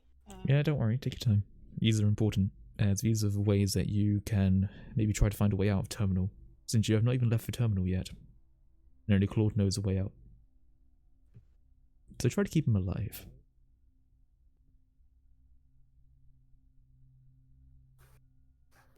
Do I have one after we this? find a before we leave. We find a med kit, or All at right. least one of those little, like, emergency kits Okay, that's fine. in the store. Okay, Max, you have the last truth that can be said before universal truth. Max, what is your truth? I find some bird seeds in someone's luggage. Very well, you can say that. And with that all done, everyone say in unison. And Until we the are day alive. Very good, very good. So, Claude, you fall down to the ground and you do have to cut yourself a little bit on the glass, but you, out of sheer desperation and knowing that something could have just taken your head, quickly run back in. You have no idea what it was, but you do run and you just hide. You hide away from the others, but they know you are now safely inside. Lo, you find a small medical kit, and you know you're not quite sure what's inside of it, but it doesn't feel like there's a lot of stuff in there. It feels like it's already been opened, so whatever you find in there is probably not going to help too much. But Max, you do happen to see a half-opened pack of birdseed, which has already been taken from, and you also see some fuel cans by one of the doors that seems to lead to a more staff-related area. But as this all happens, you do hear people slowly coming closer. And you see them go, "Look, I don't fucking know, man. I don't know if it's them. I don't fucking know. Like, dude, shut the fuck up, okay? It's fine. Trust me." And you hear them slowly start to walk across the shop. "Dude, just let me find that fucking brick, okay? Like, no, we need to find them right now." What do? Claude is not with you two, only Max and Lo are together. And I suggest that any conversations you have are very hushed. No. And I just want to make clear real quick. They are with the airport, right? They are at the airport. You haven't seen them, though. You just hear their voices, but the truth that you said was that they are friendly airport people. But my truth was that they may have lost their mind a little bit and are paranoid out of their mind. Fair enough. Okay. I want to crawl over to Max. Okay, yeah, you know, I wouldn't have you roll that. Yeah, you definitely do that. Sorry, does someone else say as a truth that they found some hand luggage? I can't quite remember. I found the bird seeds. You found bird seed and hand luggage. Yeah, right. Sorry. Just to reiterate, you found a small purse with a bit of bird seed on it. It has like it has some very old lady vibes to it. You know, it's like that sort of like old leather. It's quite a quaint little bag. You could probably search for it more if you wanted to, but for now, that's something that you have. But yeah, Lo, you crawl over to Max. You go through some of the previously mentioned blood. You still don't quite find the corpse, but you are over to him because he was not that far away, really. Okay, hiding behind Max, I whisper, "What do we do?" I mean, you can whisper that as a character if you want to. Oh, like, what do we do? Claude he's not with us, and then there's these weird people. They could hurt us.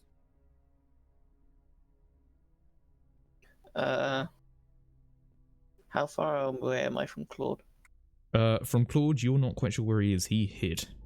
So Claude, you can see those two. Those two are probably a few aisles down. This isn't a particularly large shop.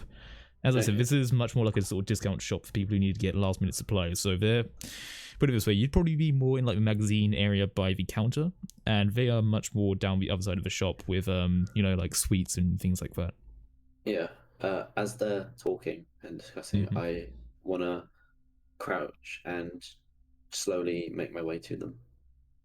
Now, you are further away, so if you do want to get over to them, you're going to need to make a roll, because I'm assuming you don't want to be seen. Yes. If you don't want to be seen, I'm going to need to make you roll for that. Okay. Is it 9 still? It is 8. And I roll 2, depending on if you're successful, because these people are right outside of a shop right now, and they're looking in. They don't see anything. They also have the very same flashlights as you, bear in mind, Claude, you don't have a flashlight anymore. You are in the dark. Actually, The other two have right flashlights. outside the shop, Yeah. I just want to stay put hidden. Oh, you want to stay put? Yeah, because they're looking in with a flashlight, so Yeah. you'd need to not only crawl in the dark, but you would need to avoid their flashlight. But if you don't want to roll, that's perfectly fine. Alright, so you're going to stay hidden. The other two have no idea where Claude is. They just know there are flashlight beams coming in. Okay. I walk.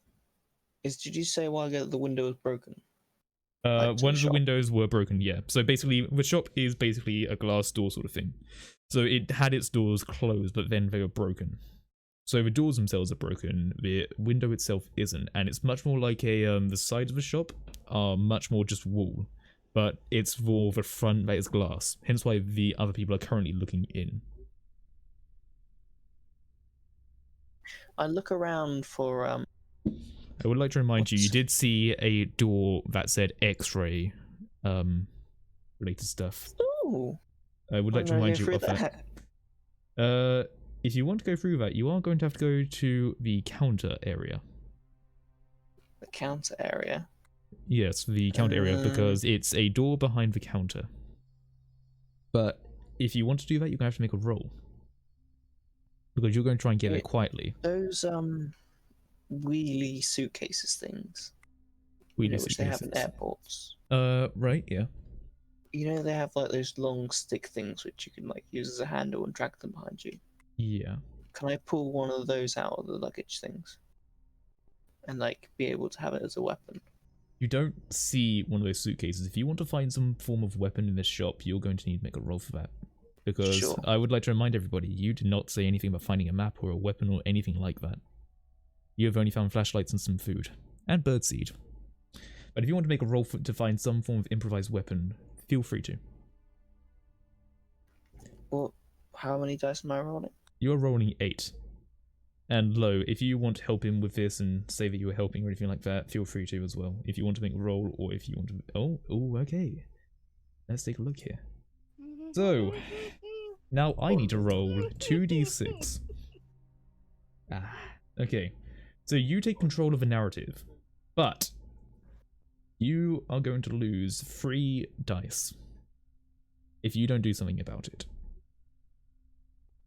Can you do something about it is a question. You definitely can. Your unusual virtue of being fearless, and I think this definitely could apply to this situation. Yeah, sure. Would you like to re-roll those ones? If you do, please cast fearless into the fire pit. As you try to psych, you now roll 3 dice, and they will be for ones. So you are now trying to psych yourself up a little bit as you get ready to go over. You only know these people seem somewhat hostile as you heard something get thrown, then another thing get thrown. So you're trying to psych yourself up, and you sort of just look back and you just say, like, and you say something to Lo, and then you are going to try and get over to that door. And you save those dice. Now tell me how your fearlessness gets you to that door. I walk past some stuff like the darkness, like dark corners, which I wouldn't bother looking into because I'm just that epic and fearless. Okay. I just carry on walking to that door, ignore everything because I know it's nothing to worry about, and I make it to the door and I open them. Yep, I mean, you walk over to the door and the people who were looking in say, hey, you, stop right there, but you just ignore them as you are going right towards that door. I don't even acknowledge them. You don't even acknowledge them, and they just sort of say, hey, stay right there, come on. Well, I mean, any one of them, but like, I don't know, is that like one of the other? I don't fucking know either. Sir, like, they're calling out to you, but are you just going to go into that door? I scream, yeehaw, and walk through the door and close it behind me. Make a roll for that, because you don't know what is behind that door, let alone if it's even locked. That would be awkward if it's locked. You better not fuck it up then. Is it still 7? No, is it still 8, sorry? It is still 8. Claude, you also do see this happen, and Lo, you also very much see him walk by. Just those people, and so you now hear their reactions as he does walk by. So you now do know them. Alright, Can I try and call out for him as he walks past? Give it a moment, because he is trying to do something right now. I now need to do a roll. Ah, the same thing again. Okay. Claude, you can certainly try to call out to him, but you have 2 ones. Now, if I remember correctly, yeah, you have your moment next. So let me just hide this from you. Oh wait, just check as well, Claude. Can you see your vice anymore? No. Okay, good. And I'm assuming that now, Max, you can't see your virtue. No. Okay. Do you see that the channel is just completely gone, or? Yeah, it's just gone. Okay, good. In that case, that has now been burnt. Now, tell me what happens because I did not outroll you. As you open this door, tell me everything. Oh, I open the door, and it's shelves of confiscated stuff, but not just just bags, like whole bags, because they've confiscated the whole bags. And I switch on, I flick the light flickers on, and it's just this one singular room, which just got confiscated stuff in it. And I just go, yeehaw, and slaps his knee and starts rummaging. Okay. You also do hear those other people go like, "Crazy motherfucker! Are you sure like we should like deal with that guy? I don't fucking know. Shit, I don't know. Just stay put for a little bit, okay? I'm gonna go investigate." And so one of them is walking over, which Claude and Lo you do see, but you say you're rummaging through. This is a staff room. It might have confiscated goods, but bearing in mind that in security, you don't really find that many things are particularly good that are confiscated. You know, there are a lot of liquid water bottles, I will say that. I mean, I don't know what you're really trying to expect to find. Knife? If you want to roll for it, but I want to take the action away from you for a moment. I want to see what Claude and Lo are doing because they now see this one person walking in, very jumpy, it seems, as someone else is now standing outside the shop. I do have a question. Mm-hmm.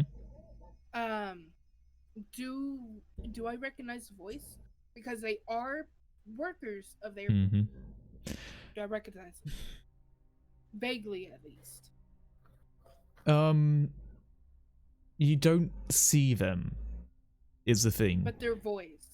Your voice. I mean, there's a lot of people who sound like that, but something you do notice is the fact that they do sound almost identically alike, almost as though they're twins, and you could have sworn you saw a pair of twins at the counter. Okay. I want to. So one of them stay behind. One of them is staying behind, the other one is currently walking through. Through our shop. Through the shop, yeah. He's walking down one of the middle aisles, so he's basically walking in between Claude and Blow. So I'm assuming that you guys are at the back of the shop. He's now walking down one of the aisles as you two are behind one of the back aisles. Do we notice each other yet, me and Lo? No. Claude, you know where Lo is. Lo does not know where you are. And to be brutally honest, I think Max just brutally ignored you, so I don't think he'd know either. Can I try and get Lo's attention without alerting the other guy in the shop? Like just by like waving my hands or something. Would he? You know what? I'd say so. Bear in mind that Lo is probably looking in that direction. Yeah, Lo, you see Claude just wave his hand, so you definitely see that and you take note of that. But what are you doing here? I would like to. Oh, sorry. Lo, what are you doing here? Since Lo, you now know that Claude is here. He's by the counter. I want to start fiddling with the flashlight, and I'm torn between actually getting these people's attention because I have a gut feeling that they could be here. They could be one of us. They could be nice. They could be friendly. I don't know. So I'm fidgeting with my flashlight. But I also want to get to my friend. Right. Yeah. So I mean, I'm just. If you want a recounting of the information, they seem afraid. And you remember that you hear 2 things have been thrown outside. Yeah. That's the only information you have. In fact, they sound alike.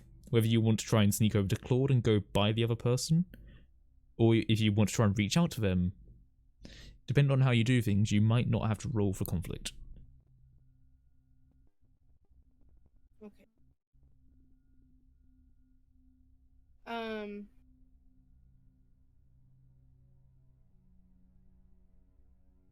I want to. Okay, how do I do this? Claude, do you have any ideas that you might want to help out with? Since you've made your presence known. The other person doesn't know where you are, though. Yeah. This person is walking down the aisle. It's not a large aisle, so they're about halfway over.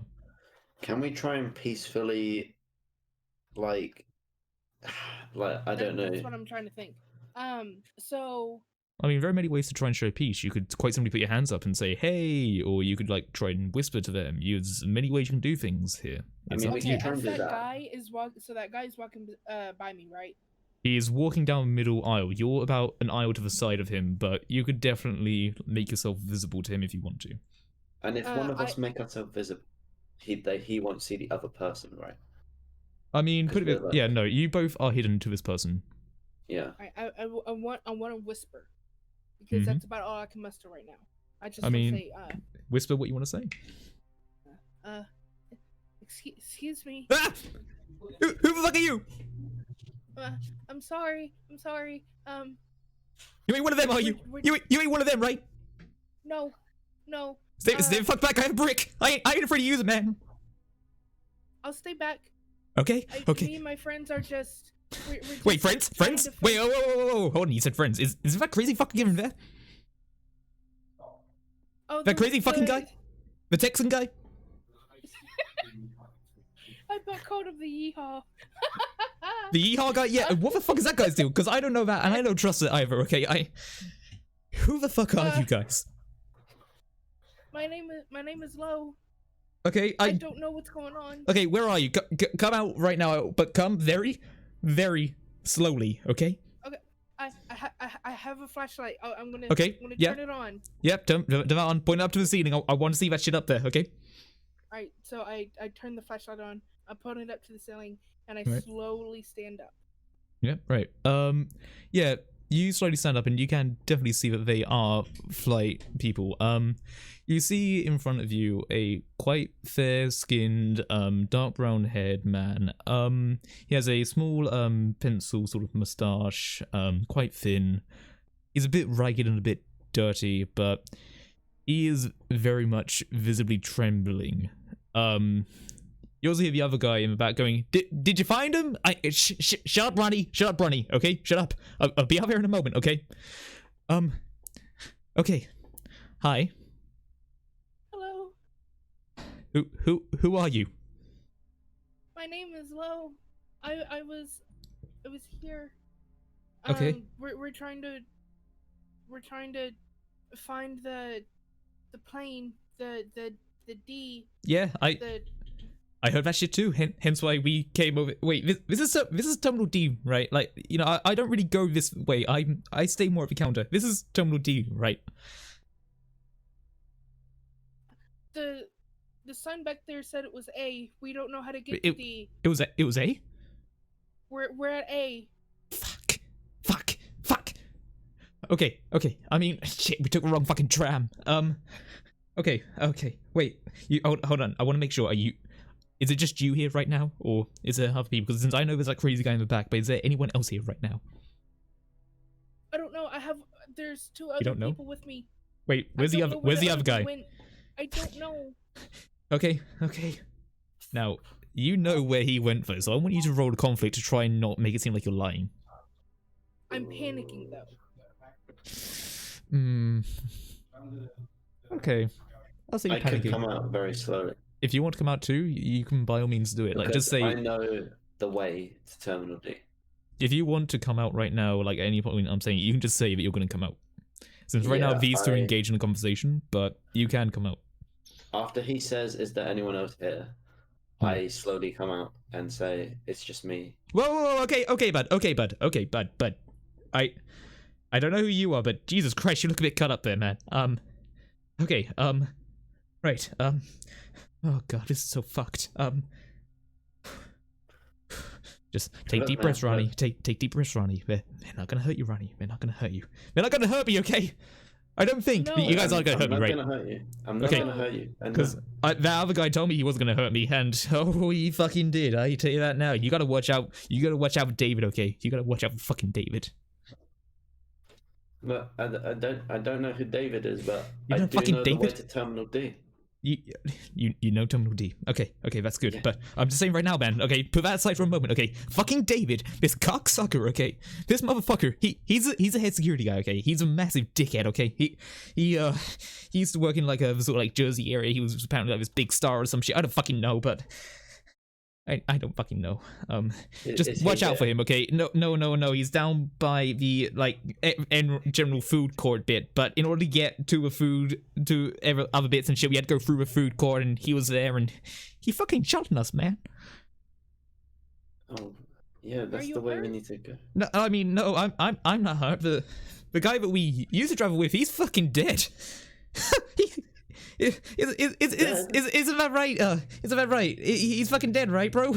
Yeah. He's dead. He's really fucking dead. Are you sure? No, I'm not shot, and I ain't shot. But look, do come in now, and the other guy from the outside also comes in. So now you've got these two guys who are very much trembling, and you do suspect that maybe they're not quite there, but you can definitely see they're twins. One of them has a moustache, and the other one has blonde hair without a moustache, as like their main defining way to see who is who. So if you want to, you can call one Blondie and call the other one like brunette or something. But but yeah. This is now a scene that's going on. Now, Max in the confiscation room has just found confiscated water bottles. Did you say you want to find a pocket knife? Yeah. Because I think you know I've what you need changed to my do. mind. Oh, I'm going to look for more birdseed. you're going to look for more birdseed. Yeah. Bear in mind, you already have a half packet of birdseed. You want to find more. Can that Like, feed it? Okay, never mind. here's the thing. You're pretty sure there isn't going to be much more birdseed. You basically took it I out of an look old for a lady's bird. bag. Well, if you want to look for a bird, you're going to have to go outside. I look out the window to see if there's like a balcony which a bird is on. I mean, here's the thing. You're in the staff room. If you want to go outside and try to shine up into anywhere, you're not sure, because the thing is that your flashlights aren't that good. They don't go that far into the darkness. And bear in mind, up above, there are like metal beams where a bird could be nesting, but you're still in a building, so you're not quite sure where they are. And you still don't quite remember how long you have until this pilot leaves, but yeah.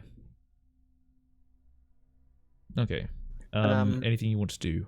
You are alone. I join the party. I kick the door open and I That's say, Jeff! Stay the fuck back, man! Stay back! Stay the fuck back, man! Stay the fuck back! Yep, man, stay the fuck back, okay? Just That's stay a back. nice young whippersnapper right there. The guys just look to you low and they just go, what the fuck is this guy? You gonna do some karate on me? Dude, don't you fucking antagonize me, okay? I will fuck your shit up. I slap myself and I say in a more normal voice, I'm sorry about him. They are now very, very not trusting of anybody here. Like, they look between all of you and they're like, I don't want to be near any of you guys, okay? You're complicit in that guy's bullshit, and I don't know what fuck his fucking deal is, okay? I Look. can't No, help we it. can work together. We need to get to the Terminal D together. You can't split us up. We can't be alone. You want to roll to convince him? Sure. Get rolling, because let me tell you how many dice you need to roll. You need to roll 6 dice. Alright.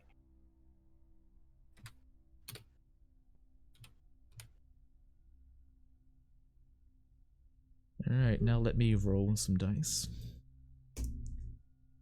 Nope. Alright, you gain control of the situation. You do have a 1. But let me check. You could burn a virtue if you wanted to, but it's up to you. I don't know if that virtue would work. Being strong? I think it could work. Well, it's physically strong. Yeah, but who knows? Maybe being around a physically You strong show person. your muscles, which makes them feel Strength safe. can give safety, but if you want to use it, it's up to you. If you don't want to use it, it's up to you. My gut's telling me not to. All right, don't use it then. Tell me what happens. Tell me what you say.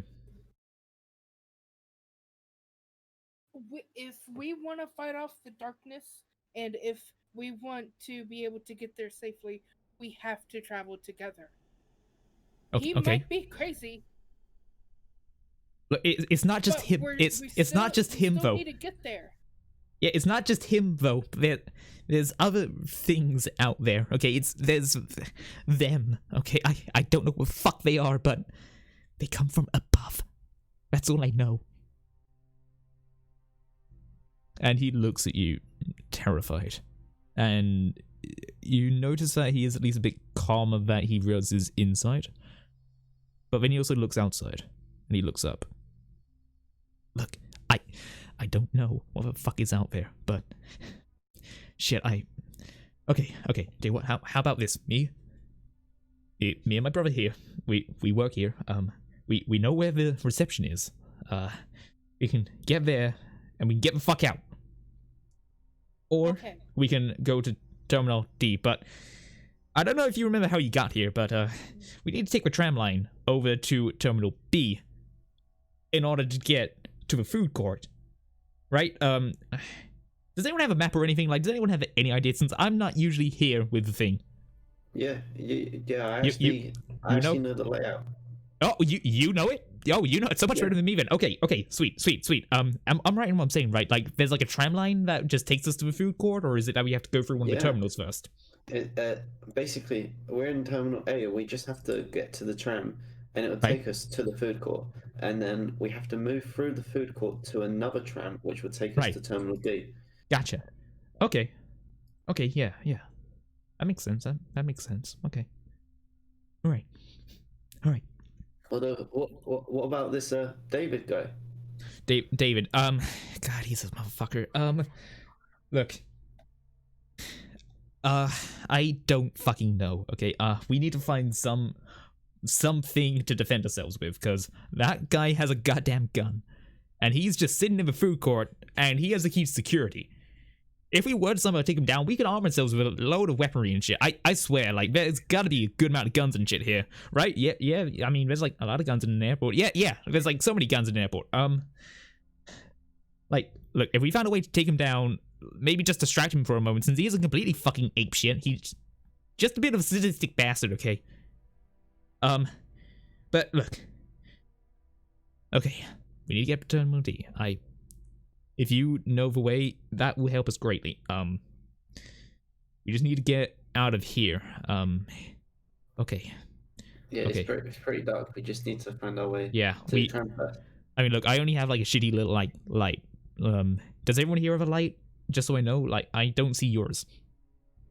Actually, I lost mine in the terminal. Ah, fuck. Okay. I have mine. Okay, that's good. Good. Okay. We should probably find something to defend ourselves with, though, because, I don't know, like, there's some people who have, like, okay, look, one thing that we know is that sometimes you get air marshals here, okay? Usually plain-looking guys with, like, suits on and shit like that. Never really sleep. Weird guys, but if we could find one of those guys and we could find their body, we could maybe get a sidearm.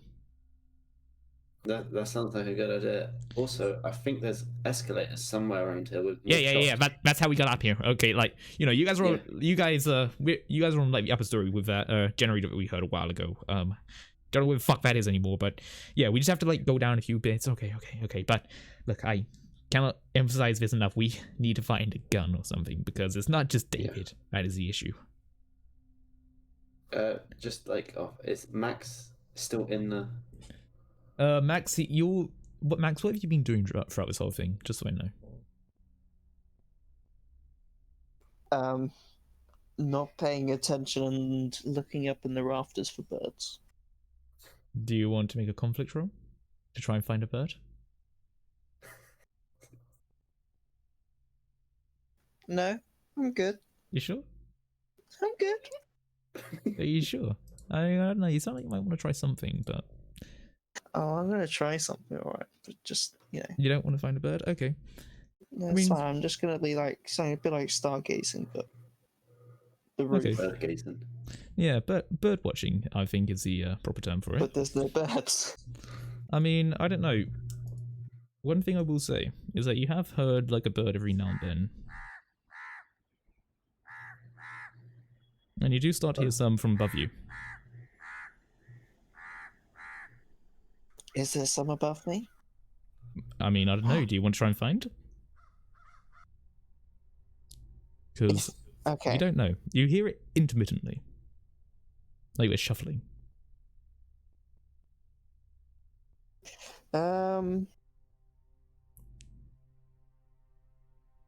No, I carry on. I'm good. Alright.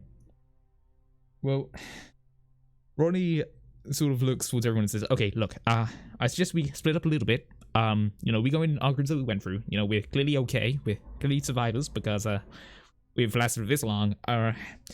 Let's go try to find the body of an air marshal, and if we can get a gun, you just shout out, and we'll convene back here, and then we'll go.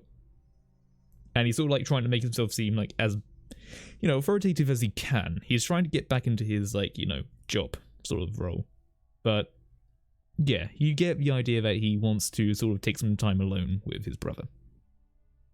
As you go searching. I don't think it might be a good idea to split up, though.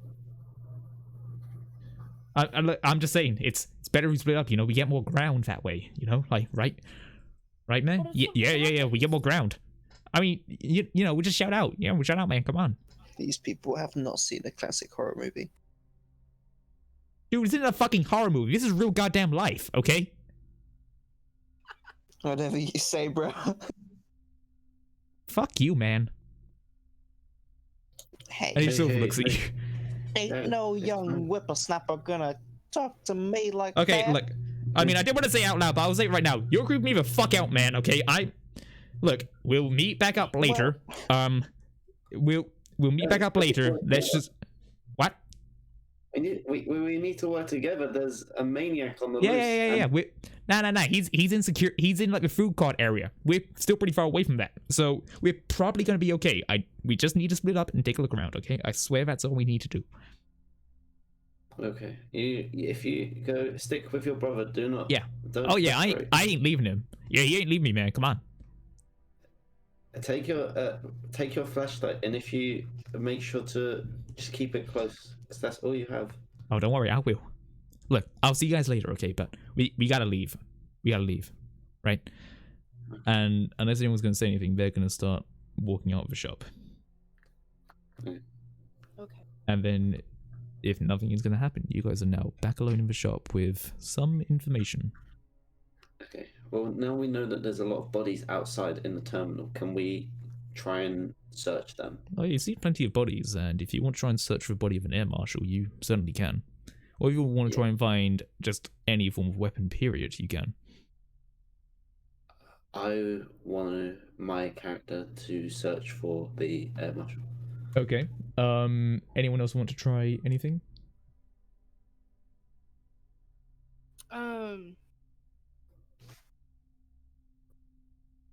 Since if you want to, you can do multiple conflict rolls at different times if you want.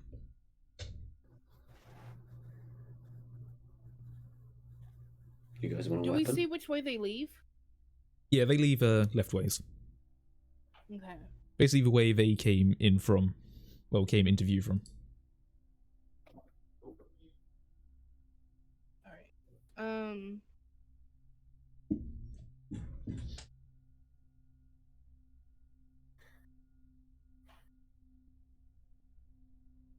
If you don't have any ideas, we can just go with Claude.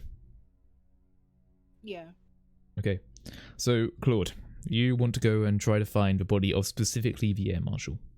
I just want to search the bodies in the general area and hopefully find that the air marshal. Okay, yeah, you can do that. How about you do a roll for me? Okay. How many am I rolling? You are on 5. Yeah. Halfway through.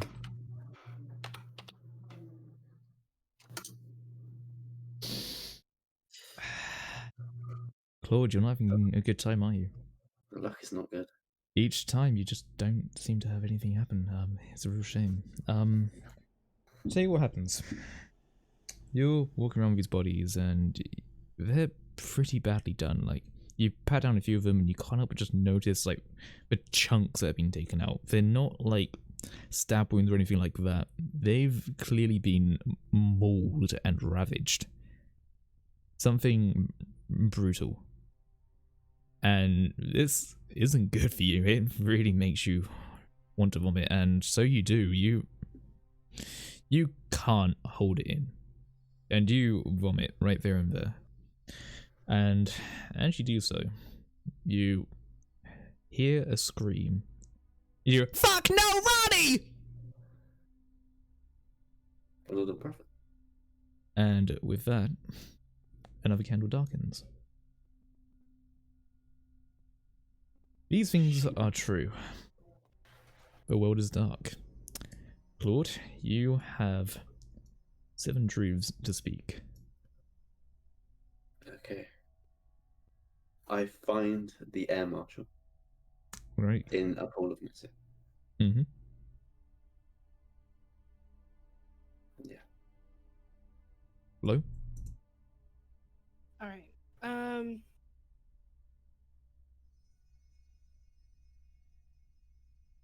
We find a knife Okay. on one of the bodies.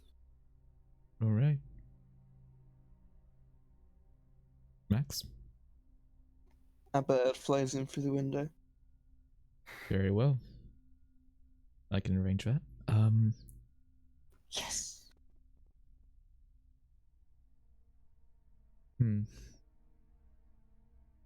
It's not just one bird that flies through the window, and it seems like a few types of birds fly through. The broken terminal window, and some of them fly onto the balcony.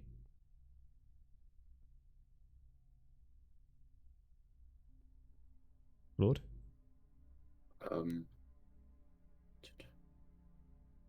Okay. Something triggers the generator to restart. Alright. And now, Lo, you have the last truth before we say the universal truth. While searching the bodies, we also find a map of, like, a general map of the layout of the airport, so we can find all the terminal. Alright. And finally, in unison. And we are alive. You are so good at this. Nice. Alright. There needs to be a countdown.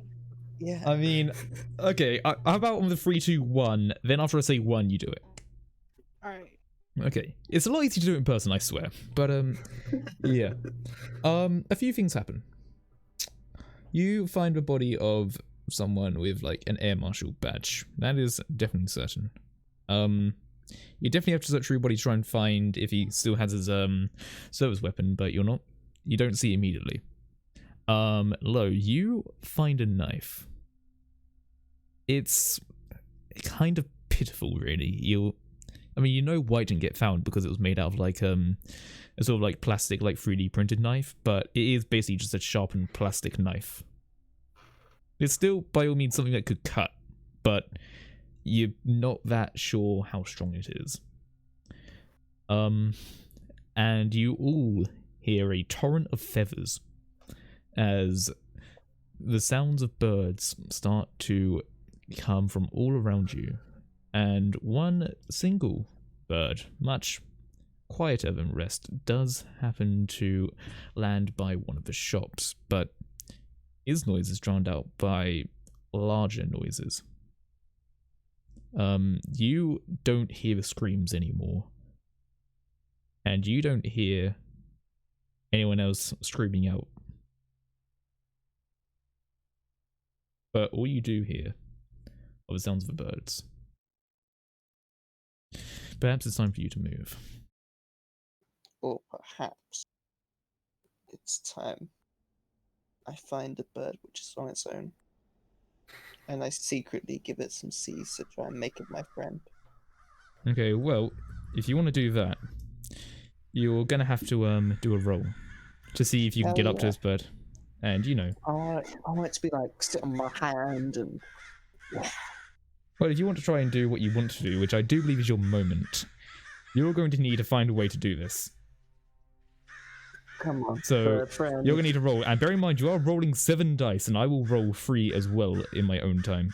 I'm rolling 7 dice, alright. You're rolling 7, and you are trying to approach this bird as well as you can. You're trying to be the absolute Disney princess that you want to be, and you are really trying your best to gain the trust of this bird.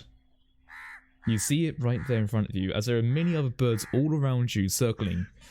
Some of them are completely normal, but some of them seem a bit strange. But this one little bird takes note of you. And against all the other sounds of birds and the other sounds of screeching, you see this one bird, and it looks at you. Tell me what happens. The bird looks at me. It does like a little hop towards me as it does as I put some seeds like right next to it. And it goes and it, chirps at me. And it chirps and then like jumps onto my hand where I slowly feed it some more, and then just perches itself on my shoulder. And Right. and I occasionally feed it Yep. the bird seeds. And it stays on your shoulder for a short amount of time, but after a while it does eventually, quite safely, fly away. And you watch this bird fly, and whilst you can't see very far, you do see it fly in quite an elegant manner. And you know in your heart that that bird is certainly going to be safe. And you hear a little tweeting sound as it goes. You may burn your moment, and from this point forward you will now roll a separate dice, which will be your hope dice. That dice, for those who don't know, is a powerful thing, because that has a success on a 5 or a 6. So, on top of the dice pool that is then rolled, you then roll 1 single dice, and that will be your hope dice. Please cast your moment into the fire pit.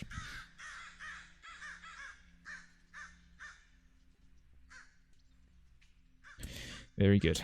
And so, everyone else sees this moment, and for a moment, Max seems content. And he seems happy. And then you remember what's just happened. You don't hear the screams anymore. You don't see any other flashlights or anything like that. All you hear are the birds, but you are by the body of the air marshal, and lo, you did happen to find a plastic knife that you're not quite sure if it really is legal, but you do find it. In the map? Yes, you also do find a map. Let me show you something. So, Claude, I gave you a thing, and now this will be presentable to everyone. I put a bit of effort into this. So, you now all were able to find this small map that actually quite easily shows the layout of this airport. So you see the areas that are labelled out. You don't see exactly the shops in each one, but you do see particular areas like the food courts, which were mentioned, the security zone, an entrance area, the terminals, and the Terminal C and Terminal D. And you see that in order to get to Terminal A, you'd be on the same track to Terminal B. To get to Terminal D, you'd be on the same tram to get to Terminal C. But you definitely need to go through the food courts. You could stop by Terminal B if you want to, but the pilot is probably waiting. So with the generator now on... The generator suddenly restarts as you are over the corpse of this air marshal. Does that mean the lights are back? Or just the lights It's just the lights that are around the generator, which was really just a few lamps. The lights everywhere else are still very much dark. Is the tram towards where the screams were? Or the opposite way? No, they're actually the opposite way. Okay. Like, you're pretty sure that they probably circled around, if you were to hazard a guess. And, at least with your knowledge, you know that there's like a few... It's a little bit of a maze in how things go, but with your guidance, you could probably get to the trams quite easily. But you don't hear the screams anymore. And if you want to, you could take a look over, and I'm going to give you the option to do an optional conflict roll. This is up for anyone if they want to take a look in that direction. I do Sure. want to look over and check on the brothers. You want to look over. In that case, please can you roll 7 dice? Yeah. Okay.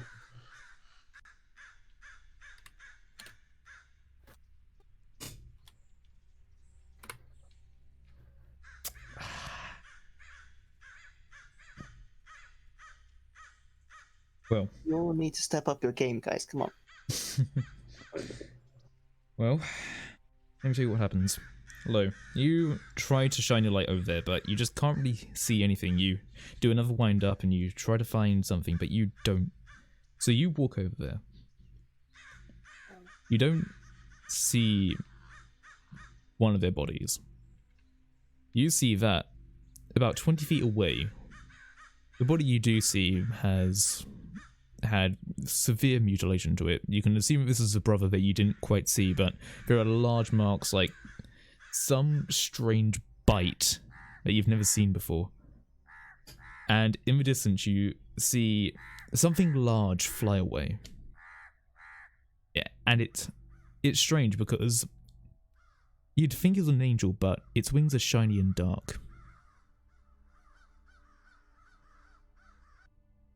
So, we will now darken the candle again. And so, you have 6 truths to work with. You are still in Terminal A. But these things are true. The world is dark. And hello, what else would you like to say? Let me start. Lo will start this one because she failed. Oh, yeah. Okay. Oh, sorry. Fuck. Okay. David? Is that the guy, David? Yes, one of them was called Ronnie, and the security guard that was mentioned is called David. Okay, David runs out of bullets. Alright. So that's one of the truths. You now have 5 left to go through. Max. Can I say this? I say that I find the double barrel shotgun with 2 barrels loaded. Can I say that? I wouldn't say that. Bear in mind the context of the situation. You wouldn't find a double-barreled shotgun. You are in an airport, and I was being generous with a gun from the air marshal. Pull a minigun out my ass. I'm just saying, I did research into what weapons can be found in an airport, and I'm surprised none of you has said a particular weapon that could actually be allowed as a carry-on. It's America. This is set in America. Think sporting equipment, but don't worry about it. Tennis ball. No, I have no idea. Okay, so you need to say a truth, though. So my thing will be, I find a dead security guard who had like a powerful flashlight on him with good batteries. Alright, you find a powerful flashlight with batteries. Okay. You all immediately run from Terminal A and head for the tram. Fair enough. Yeah. Something's just killed your best buds and you're getting the fuck out of there. Fuck the other maintenance areas and the jerry cans. You're getting out of there right now and leaving everything else behind that you didn't pick up already. Okay. We hit the button, we go. Sorry? We hit the button and we go. You hit the button, you go? What do you mean? We go to me. We go in the room. You're going what? What? You're mumbling. Yeah, you're kind of mumbling a bit. I can't quite... We made it to the tram, right? Oh yeah, you're leaving Terminal A. Like, you're basically, from my truth, you're now going to a tram. Okay.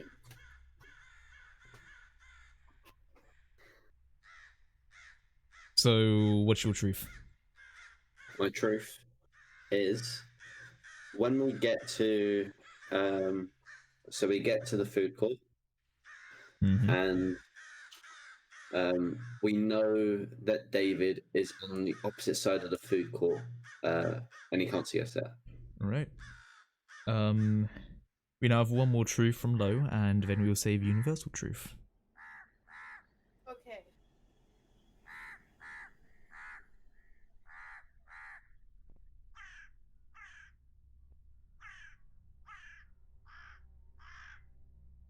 The sounds of birds do also die out as you leave. Thank goodness.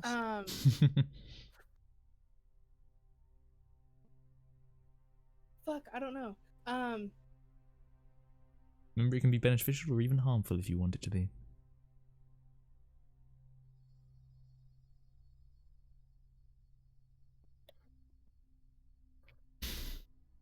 There are flickering lights in the oh fuck, what is it? The central zone? Sure. Yep, just remember, in general, I have given you guys a map. Yeah. Yep, so be sure to take a look at that. Anyway, 3, 2, 1. And we are alive. Beautiful. So, Lo, you see something fly off. You don't know what it was, and you, quite frankly, don't want to know. You just know that these people that you once knew that were terrified and genuinely good people are now dead and mutilated in front of you. One of their eyeballs is clearly out, and the other one has been eaten. You see this, and you hold every urge you can to cry, but you just scream, "Get the fuck out now!" And you start bolting. But a gun is found. I do believe someone said that, right? Someone said gun? Yeah, someone said security guard had a gun. Yeah. Right? I think so, yes. Yeah, I think, Max, you found a gun, didn't you? Sweet. Yeah, you said you found a gun, didn't you? Wait, who said that? Hmm? I'm pretty sure you said that, right? I said a double barrel shotgun, but it wasn't allowed. I thought you said a security guard. That was just security guard with gun. I said wait, a gun. flashlight. Oh, Yeah, flashlight. get a No, gun. no, no, no, no. I get I'm a sorry. gun No, no, no. too. He's got a Max, gun. before you leave, you find a flashlight on a dead security guard, and you give it a few whacks, and it works. You grab a few batteries, and you go. You don't pick up the gun that was there. It was actually a very nice gun. It was an M1911, and it had a slick trigger, hair trigger actually. It also was a refined barrel, but you don't grab that. It's Only fine. 9 bullets in the mag. It's bad. Oh no, I also had more ammunition. But anyway, you then all immediately run, and the tram, granted, isn't working because the building has very little power. So you just run through the tram. So by the point you get to the central area, you are pretty tired, but you get there, and the lights are flickering, but there is no sign of Stephen. All you know is that he isn't in your immediate area. He's probably some... David, my apologies. David. You don't see David. Sorry. You don't see David. All you know is that he's probably somewhere in a far off area, perhaps closer to the tram you need to take. Okay, what do we do? What do you guys want to do? We need to hurry up and get to Terminal D. Yeah. Where are we Didn't now? we need to go through security to do something? Where are we now? Put it this way, if you want to get something from security, you can. If you want to get more weapons, because, quite frankly, the only thing that you have right now is a firearm and a plastic knife. Who has the firearm? So no, sorry, fuck, I keep thinking firearm. Sorry, you have... No gun. No one has a gun. Minigun. The only thing that is in someone's possession up is my a ass again. sharp... Yes, a prison pocket. No. The only thing that's in possession is a sharp plastic knife. And all you know is that someone else died by something very, very large and animalistic. Fantastic. Yeah. And Lo, you are definitely shaken up by that fact. Yeah. Okay. Should we try and sneak our way through the food court to security? I Thing mean, is, everyone's going to be in security. That's where that's where probably the bad guy's going to be. If He's shouting from the Sounds other end of the building. Where the fuck are you guys? Coming out, you bastards! all right. Dad? I I know where you are, Ronnie! I From crouch another down room. to the ground and I start crying. Alright, you want to start crawling? Now bear in mind, this is a very large area. It's just that his... Oh, crying. Sorry, my apologies. Yeah. You start crying, but this is a pretty large building, and that guy was very, very loud. I don't think you would have heard that. Did that like sound like it came from another room? It sounded like it came from somewhere over the other area. Okay. So basically the complete opposite side to you. So bear in mind that on the map right now, you're standing right by where the tram exit is. He's probably standing somewhere more to the right of it, maybe more to the top right corner. You're not quite sure, just somewhere in that right area. Maybe we should just move downwards slowly. You want to sneak downwards? Sneak down to the bottom of the food. You want to start sneaking? Okay. You all want to sneak down there? Sneaky. I'm gonna just follow Claude. Alright, if you're just following... You can stay there if you want, and cry. Oh, okay, thanks. Very supportive Claude here. Max, what are you doing?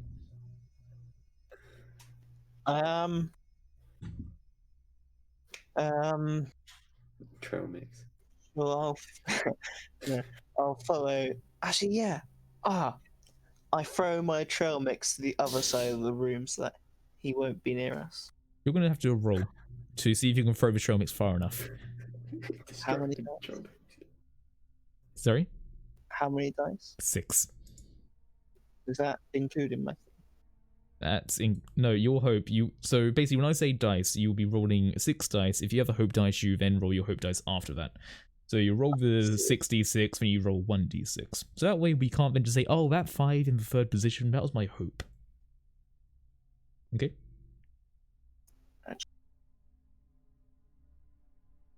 So yeah, I will also be rolling 4 dice at this point. I am... Ooh. Oh no. Roll your hope dice.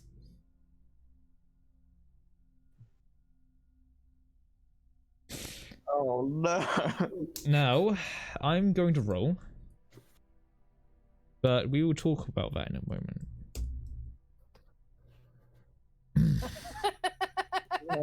Nice. So, Max, let's talk about something here. I think you have something... Let's sit down for a moment, shall we? Because I think you have something to offer, don't you? You have gone through your virtue and your moment. Do I lose, like, my extra dice if I give my dice? No, you can't re-roll that. But you do have...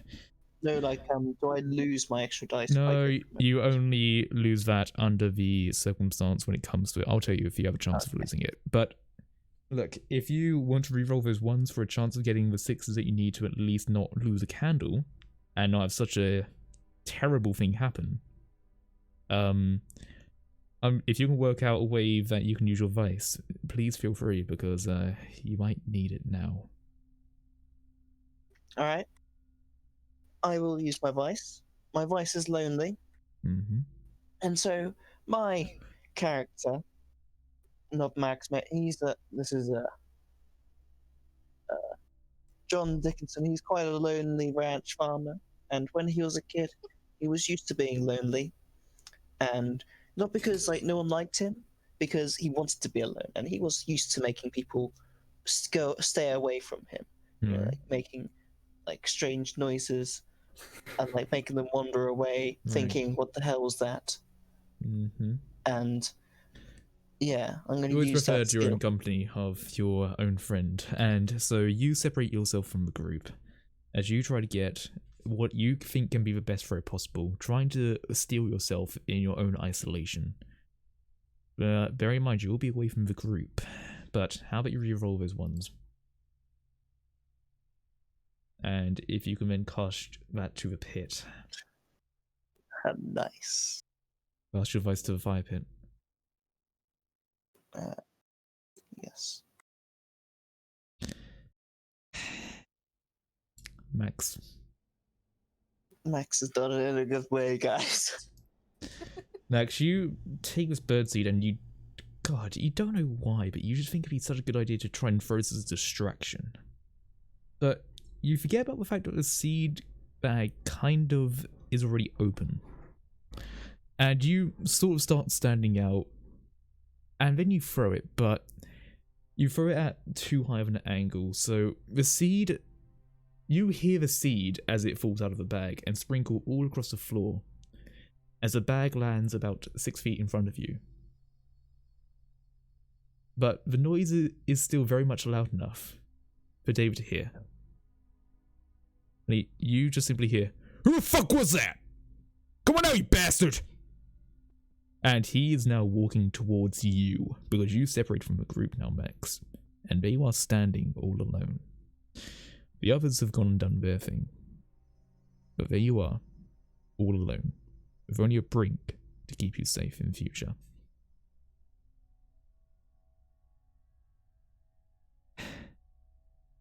These things are true.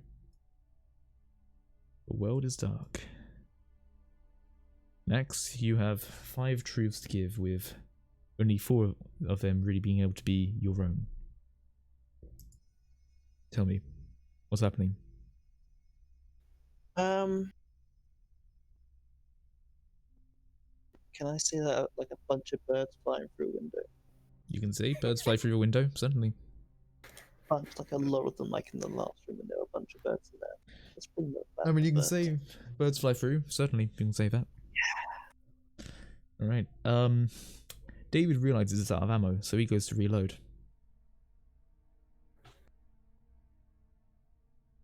Claude? Me? Mm-hmm. Okay. Do I see?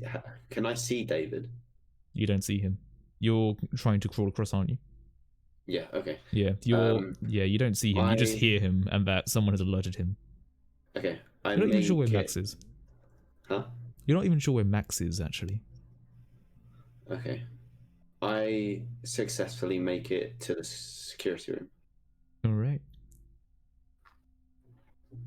Now, we have one more truth from you, Lo.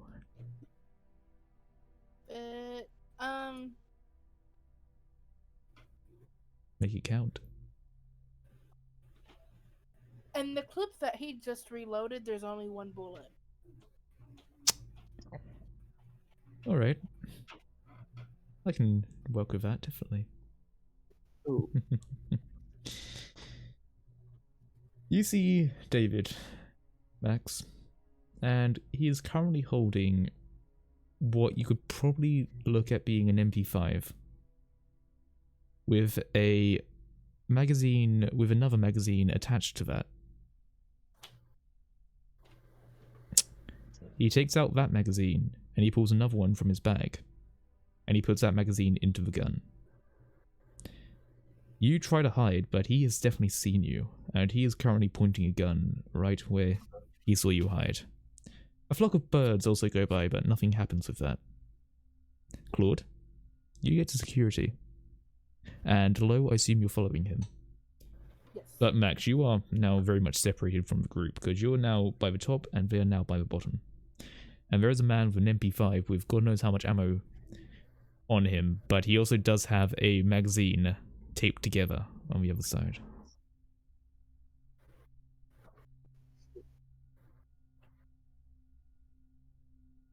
What's happening? Okay.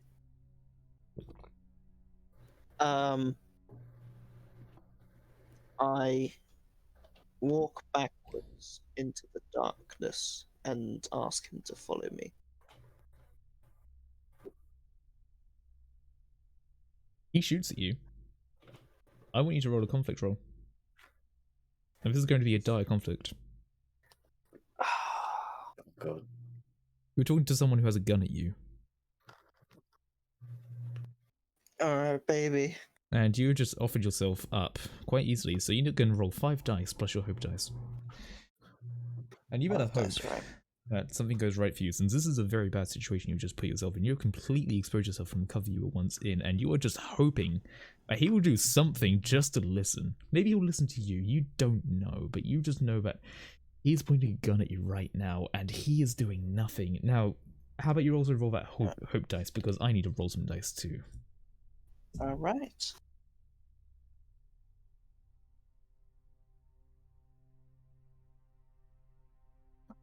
Oh, That's a 6 as well. You got 3 degrees of success. I have 1. Tell me what happens.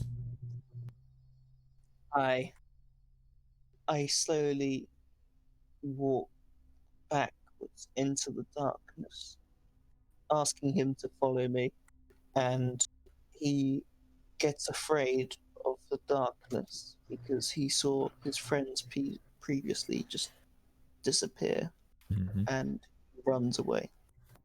Yeah, as you walk back into the darkness, you do see a few corpses of people who are also in security guard outfits, and you sort of see him tremble a little bit, and just saying, stay the fuck back, man! And he shoots a shot, but it goes wide. But you can tell that he held down the trigger. He knows he has no ammo in that. And as he runs away to somewhere else with light, you hear the distinct sound of a click.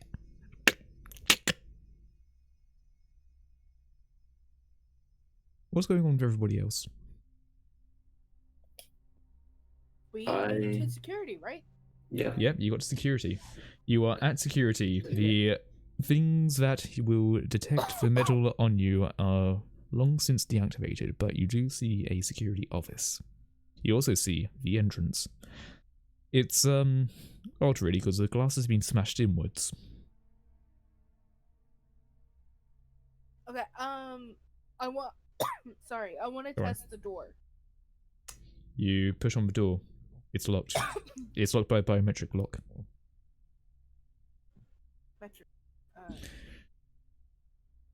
Yep, you only see like sort of handprint. Sorry. No, don't worry. Tell you what, did you just cough? Why did you? No. Did you just cough? Twice? Oh. No. Beth, I want you to roll 2 d20s, because this is a house rule coming in! I did. Roll 2 d20s. Roll 1 d20, then half that result, and add it onto the next DC, because this is our house rule that's just been activated. Shut up, Ah, yes! Right, Beth, roll a d20, and I will explain what is going on right now. You see, I have a house rule where, to simulate the fickleness of these candles... Ooh, okay. To simulate the fickleness of these candles, if you cough or sneeze, or do anything like that on this table, you will have to roll to see if you extinguish a candle. Beth, your DC was a 1. You rolled a 2. Yeah. You still pass it. But now the DC that you had to pass then was 2, but you rolled a 7. So good job. The next time you cough or sneeze, you're going to beat a 5. But you cough and sneeze, but the candle doesn't go out. Okay.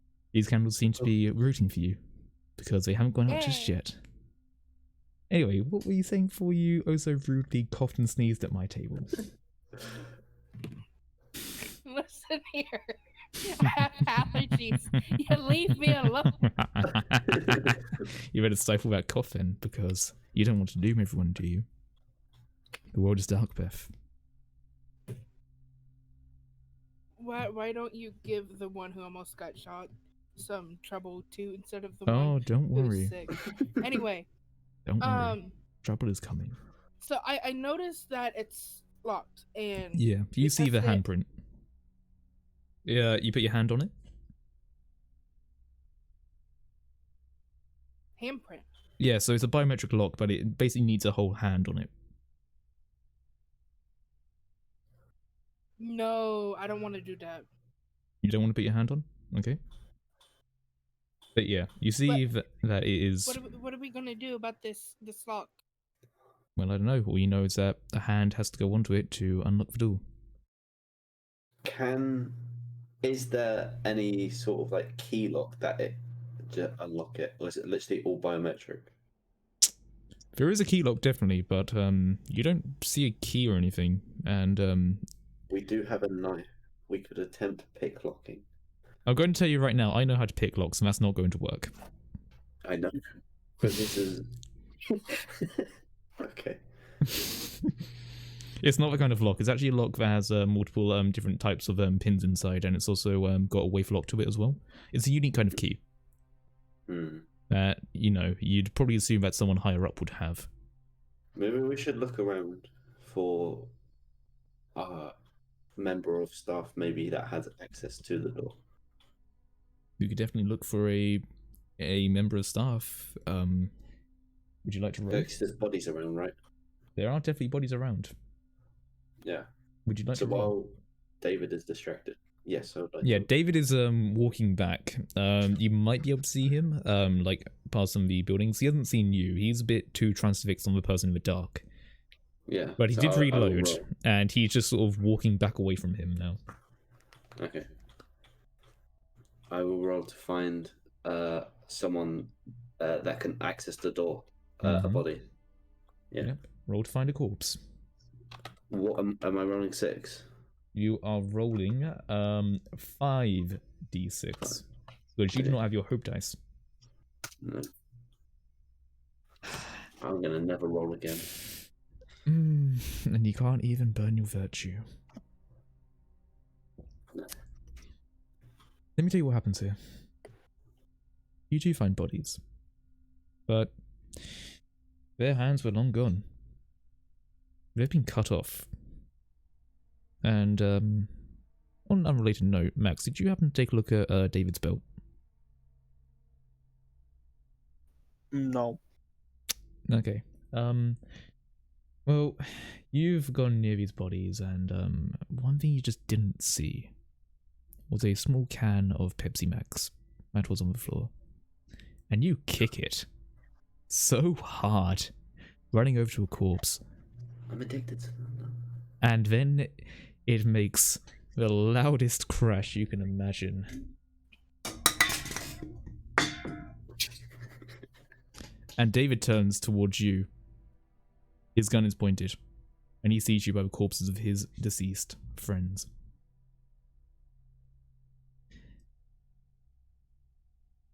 Food court is not very good, is it? Not doing you guys very much favors, is it? What I was once addicted to is nearly killed me. Yep. 4 truths must be told here. So, how about you start, since you're the one that caused it? Okay. David's gun jams Very well. and is unfixable. Oh, I mean, you already said the gun Yeah, jammed. I'm not going to add the unfixable bit. That's an and. So that's 1 truth. Low. He only has the gun. Okay. Wise. Max.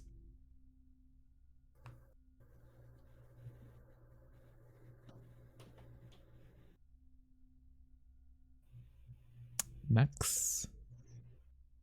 I'm thinking. Hold on. His weapon misfires and injures him. Alright, so it's jammed and it misfires. Very well. 3, 2, 1. And we are alive. Great Great. job.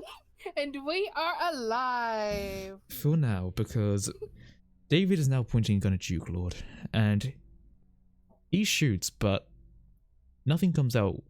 Yet there is still an explosion. Looking down the sights, his gun misfires. And he gets the full blast of that pretty severely.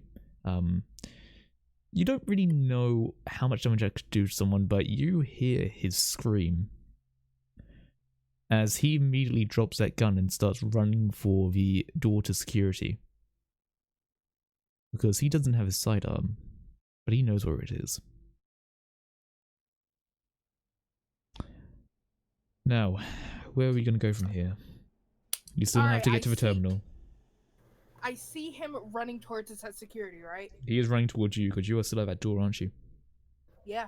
He is running towards you, and he has no gun in his hand. And he has seen you, and he has his fist clenched. Oh, this is okay. This is my moment. Is it? Yeah. What are you going to do? I want to tackle him and get him in a hold so he can't get out. Just to check really quickly, you say this is your moment, but I don't really think you sacrificed anything, have you? I've not. So I can't use my moment, can I? You can't live it yet. Okay. So what do you want to do? Do you want to engage in a fight? Would you like to tackle him? Yes. In that case, I would like for you to roll 4d6.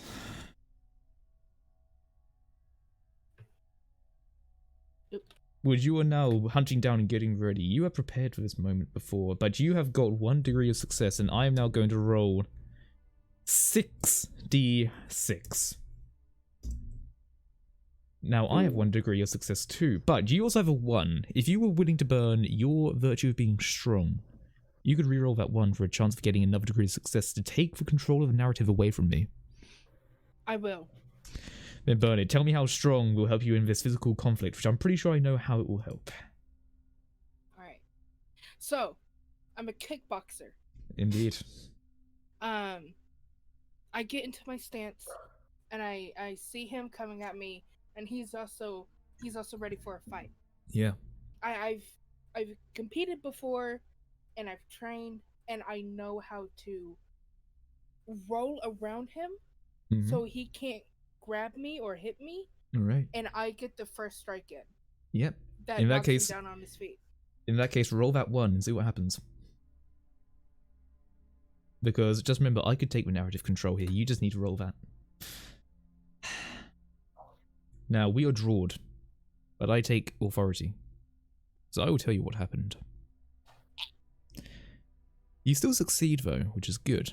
Because you rolled into his blind side. You rolled onto his right side because you know to take advantage of an enemy's weakness. You know that his eye has experienced a large flash in it and that he's most likely temporarily blinded, if not already impaired for a long time. So as he's running to strike you down, you then simply duck underneath that and get ready to sweep his legs out. He is still very much trained in combat though, so he has seen that coming. While he trips, he still lands a very strong punch to your jaw. You feel something pop, but you're pretty sure you're okay. You're made of tougher stuff. But you are now both on the ground. He is getting ready to climb on top of you. Now, I don't know if Claude or Max see any of this. Max probably wouldn't see this. Claude probably doesn't see this either. But you are now about to engage in a fight with this man. David is getting close to you, and he is a very large person with a shaved head. He is someone who you would expect to be some form of cage fighter. You expect him to have been quite heavily involved in the armed forces, and bear in mind he is most likely the head of security. As you've been told, he probably isn't your standard fighter. You are both on the ground, and he is going to come and attack you. What are you doing?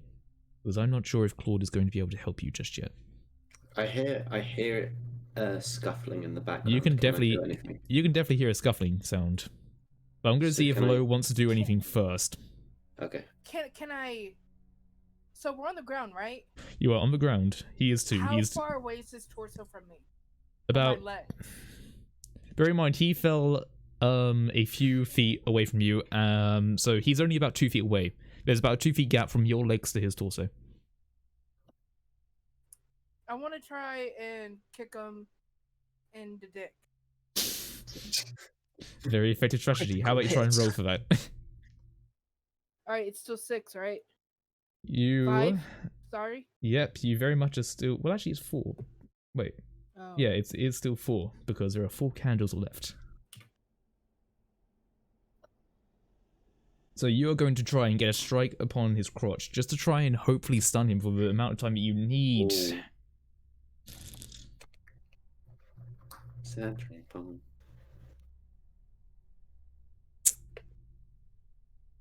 You do strike him. But something else happens. Now, you are very much someone engaged in fighting, and you are still someone who is very much apt at fighting. But something happens and you're not quite sure how to deal with it, because you hear a familiar sound. But it is getting much, much louder. You hear the birds around you, and you hear something come down to the ground. And you hear something slowly begin to walk towards you, and it doesn't sound human. You're still on the floor, because you're focused on the hit, making sure that he is not back, but there is something behind you. And by God, you don't know what it wants. Can I quickly turn on my flashlight? You can't do anything just yet. We are going to go into the truths. And you are going to start with the first truth. I turned on my flashlight! The flashlight was knocked from you. Huh? The flashlight was knocked from you. There is something behind you. That is all you know. I crawl over top of David, so that way he is in between me and that creature. That is your truth. Yes. Very well. Max, what is your truth? And then after that we will have the universal truth. As we start getting to the ending scenes of this game. I catch a bird and hold it tightly so it can't I hate you! Sorry, what was that? I couldn't hear the sound of a low screaming. I catch a bird and hold it so it can't escape. Alright, very well. 3, 2, 1. And we are alive. We are alive. Nice. One day we'll get it. And we are alive for now because Max, you see a bird and you grab it. And lo, you instinctually move yourself so that David is now in position of what is there, and you turn and you see the silhouette of a creature that you don't think is imaginable. It is something you don't expect because it's armored and yet nimble. It's avian and yet brutal. It is effectively what you might describe as an angel of death. You can't see all of its features, but you just know that whatever it does, it intends to kill. And you see its eyes glow as it's looking upon you and David. Claude, what are you doing?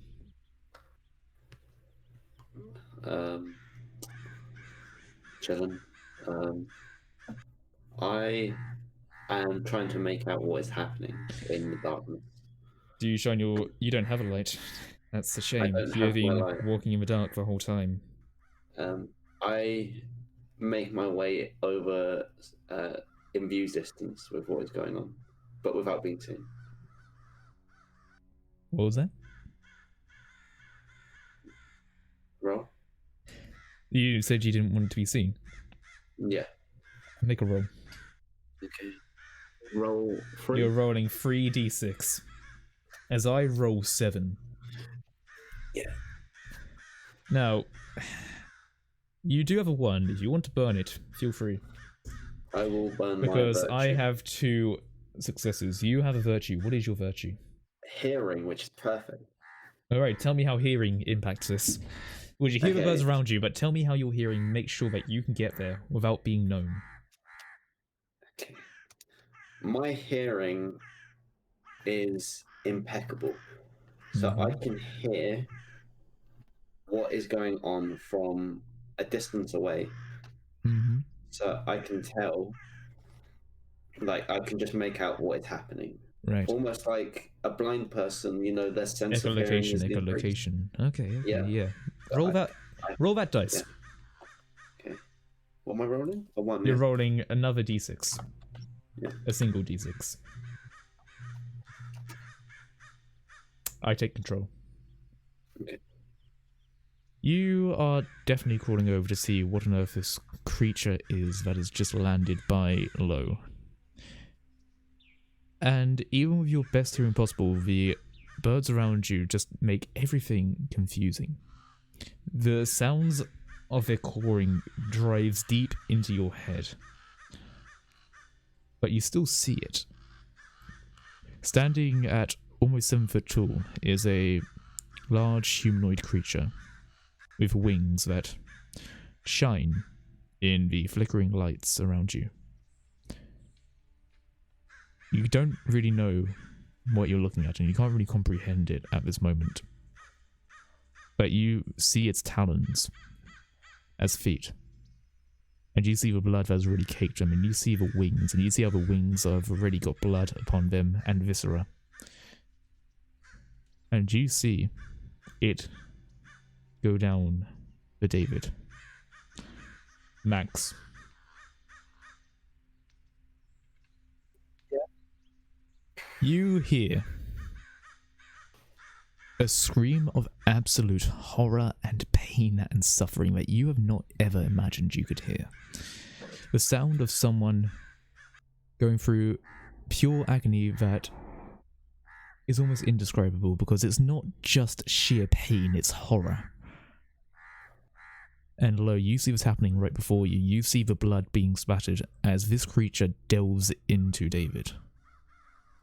And it rips apart his very innards one by one, taking out its intestines and feasting upon them. It then goes for his head, and it simply swipes its wing, and it almost cuts it entirely. And there you are, realizing that could have been you if you had not moved his body in the way. Max, what do you want to do?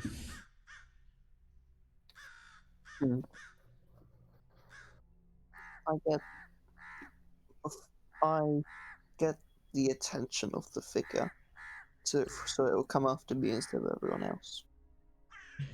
How are you going to do it? I scream. Ice cream. Alright. Oh.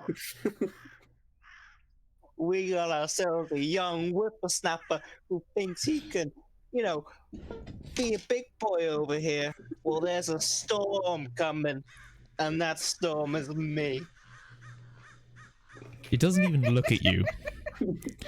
It merely extends its wing in your direction. And, lo, you hear it. You hear it say, "Feed." And you see something else drop right behind Max. Max, I need you to make a conflict roll of dire. A conflict roll. Conflict roll of dire. Something has just landed behind you and is immediately trying to attack you. How is it? D3. Okay. You're rolling 3d6.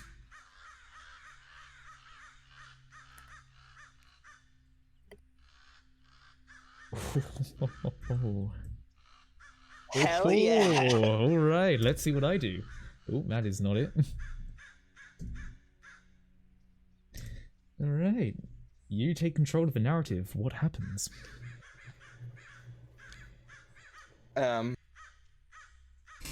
So something felt like what came behind me? Something just landed behind you and it immediately tried to swipe at you. What are you doing? I hear it come down and I jump forward to dodge the attack. And I look behind and nothing's there. Indeed, nothing is there, because as soon as you jump forward, you hear another and you see something move, but you don't know what it is. It is fast as hell. You only hear the wind move around it. And lo, you see it though. You see just how quickly it goes, and it goes behind one of the walls, and you just see something go back up. You don't know what the hell it was, but if you were to look up right now, you see birds all around you. Ravens like vultures. They are surrounding you right now. And this creature that has just killed that man in front of you is looking up from its meal and is staring at you. Could this be my moment? What do you want to do? So I have split personality, right? Mm-hmm. Which means, well, even though kickboxing and everything helps me deal with it, right? It still takes over in very, stressful situations, and I can act on impulse. Right. So I wanna attempt. So the bird is still down there eating that guy, right? It is eating that guy right in front of you. I want to jump onto its head. I want to lock one arm around it, and I want to choke it, and then I want to start beating the shit out of its like. Remember, you have a collarbone. knife. My God. Oh yeah, no, I want to start like stabbing it. All right, so you want to try and mount this creature and try to attack it. Yes. That is going to be a dire conflict, definitely. You are going to put yourself in active way of it as it is staring down at you with its beady eyes. You see it now in all of its glory. It is a dark angel of death as it is staring upon you with glistening wings and lethal talons and a blood-soaked beak. Freshly done. Yeah. And I want you to now roll 3d6 to see if you can even try this.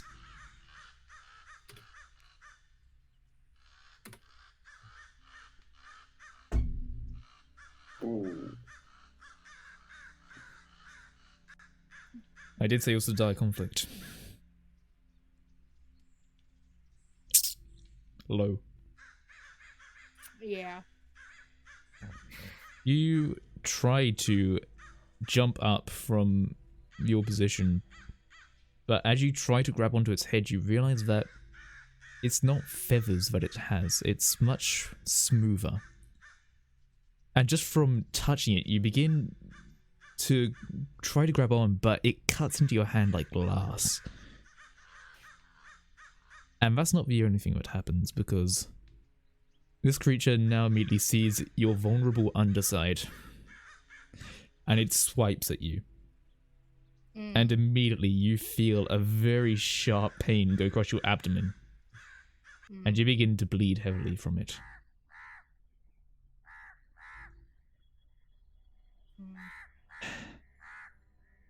These are tough times.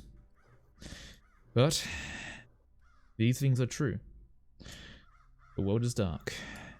Hello, what truth do you have to give?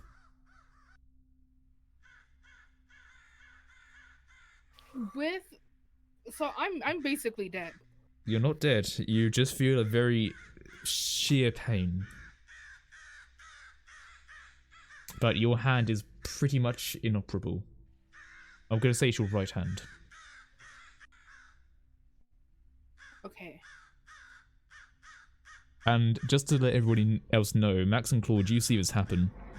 It's up to you whether you want to help or run, but it's up to you. We're doing the tricks at the moment. But Lo, tell me, what happens? I mean, well, a truth. Okay. My truth is that as I have my hand and it's blood. I'm bleeding. You're and bleeding I'm looking profusely down from at your right hand. Yeah. I look down and I see my flashlight. I pick it up and I flash that thing in the face. All right. Fight a spirit. Max, what do you do? This is your truth. No, wait, is it? No, it is not, because 3, 2, 1. And we are kind of alive. Lo, you find it surprising just how effective this is, because you know they are afraid of the light, and so you use that to your fullest advantage. You don't need a knife. When the cutting light from your flashlight is shined into its eyes, it immediately recoils back, slipping from your hand, cutting it even further, but you are now far enough away from it as it stumbles back, blinded. It is very much in a weakened position, but you hear the birds around you, and you see the glowing light at Terminal D. And you don't quite see everybody else because you're in severe pain. You know you still have your first aid kit, but you're not sure if this is quite the time or the place, but you just know that you need to get out. Because they are all around you, and they are beginning an assault upon your position, and they know that you are formidable. They do not know about the others, but they know that they want you, Lo. They want you. But what is everybody doing from this point forwards? You are all separated in different parts of the food court. Can I want run? to start running towards Terminal D. Very well. Oh. What's everybody else doing? I need answers now. Can I run to Terminal D? You're all running Terminal D? Max, what are you doing? I run with them, and I swap Lo's flashlight with my strong flashlight. Well, I'm still holding onto the bird though. Very well. Yeah, Keep that bed. I think you can make that, but...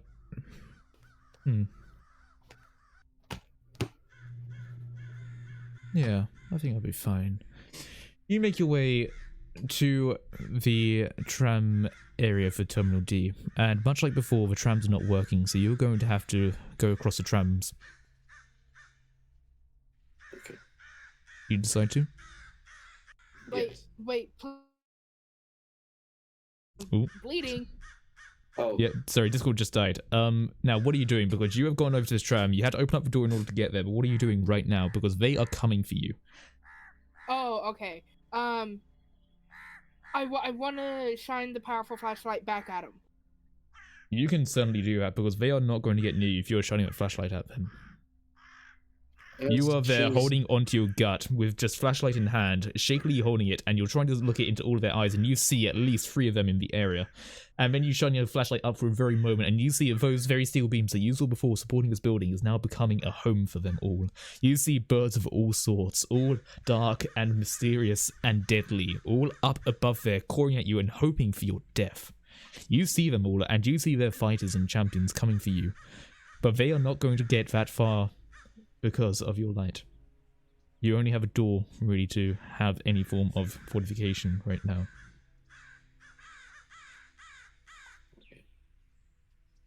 As Loa's holding them with the light, can I use the medkit to help her? If you want to try and patch up bleeding, you can open up that medkit, but you didn't check it before, did you? Because it didn't have a lot in it. The most it really has is just a small bit of gauze. That is not enough for the large wound to the abdomen that Lo has right now. But would it stop the bleeding? Not the gauze itself. That gauze is more for smaller injuries. Okay. Unless you have any other ideas, that you can't really stop the bleeding for now. Can we use the knife to cut up some clothes? You can certainly try that. Yes. And I think I would like you to do that without any difficulty, if you would like to do that. Whose clothes will be used? Mine. Alright. Max, what are you doing for all of this, just so I know? Holding. I'm with them on the lookout while they do this. Okay, are you holding a bird out to them as well? I'm keeping a bird safe, yeah. Got you. Okay. Leave it alone. The bird is trying to wriggle out of your grasp. I do want to let you know that. No. It is not happy. And if you would like to make a conflict roll, if you would like to make a conflict roll to try and hold on to it, you may. But if you don't make a conflict roll, it's definitely going to fly away. Don't use a candle over a bird.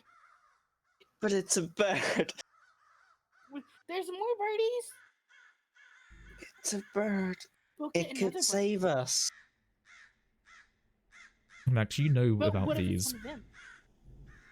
Max, you know them and you have seen them do things, but you know there is some things that they don't do. Now, is this bird worth it? Nobody else knows this. Only you do, Max, because only your mind is wide enough for it. Everyone thought you were crazy, but you knew exactly what these birds are useful for and why you have such an affinity for them. But is it worth a candle to try and keep this bird alive? Everyone else might doubt you, but what if it is that key? Can you do it with your hope that it might just help you? You still have a powerful thing at your side should you need to use it, but it's up to you.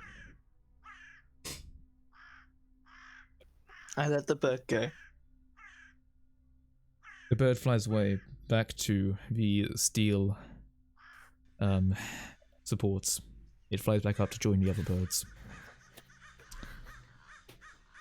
Does anyone decide to shut the door?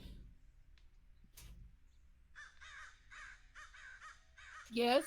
Could I say that I did because I was on the lookout? Yeah, you can certainly shut that door once the bird flies by.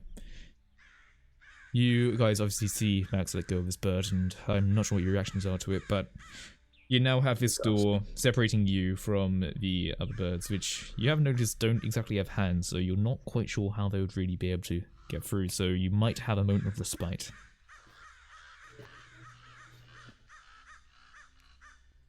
Okay, we didn't start cutting up the clothes and working with the med kit and what we have so I can get patched up. Right. You know, I'm gonna have to say something about this. Because that's a pretty severe wound you got there, and you don't really have many resources at your hand.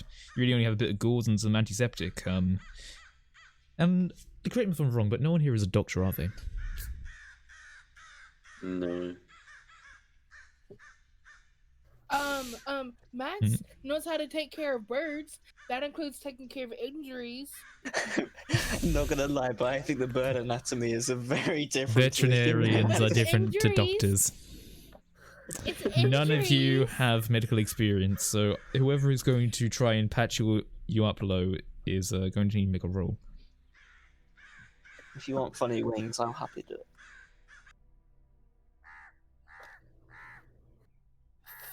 I think I should do it as I have a hope dice. Okay. You also have a powerful thing at your side should you need to use it. Yeah, are you happy with me doing that? You can certainly give it a go. Well, Lo, are you happy with me doing this? Yeah. Okay.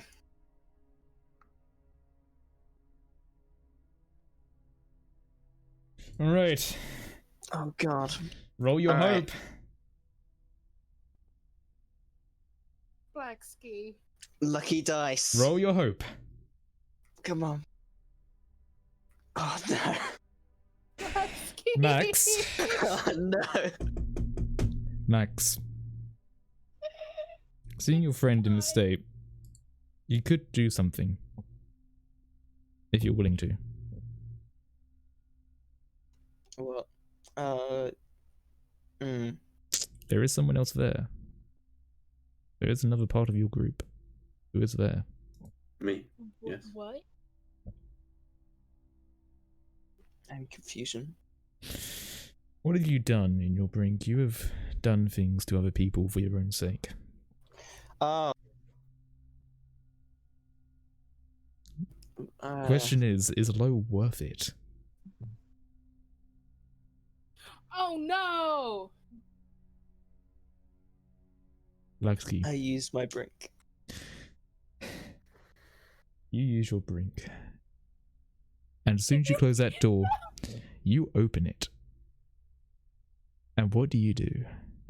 You simply take a look at Cloud, don't you? You look at him and you see that he could easily be led into the darkness. And so you push him. Make a roll. Reroll everything, including your hope dice. Oh no.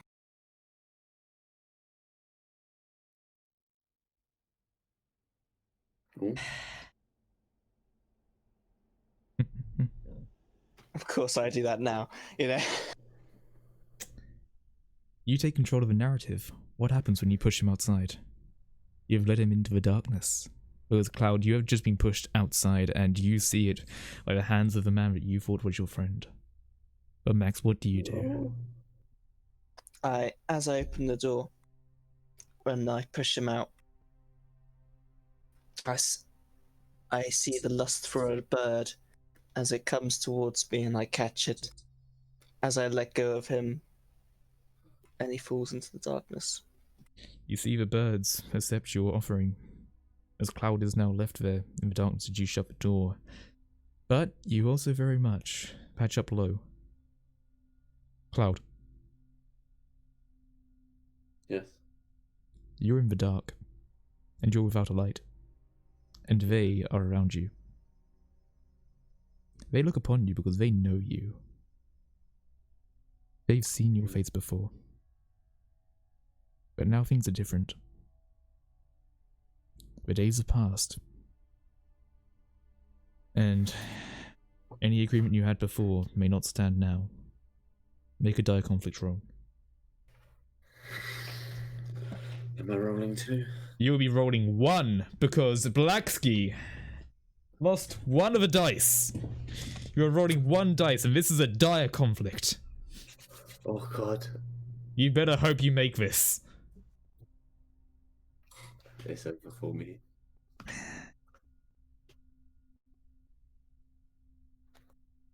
Would you like me to narrate how you die?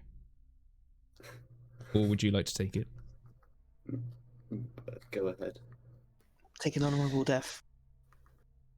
Lo and Max, you look either in horror or in glee as these birds look upon Cloud. You see their lips move, and only you can hear them as they simply say, "Thank you." Their talons first off rip into your abdomen, and they take out your intestines from within. One of them then reaches for your head and slowly starts to prise into it, cracking open your fleshy morsel brain and consuming from what is inside, as all three of them take different parts of your body and rip them asunder. No. Thank you for playing. If you could please mute your mic for now, as you are not yet done. Yeah.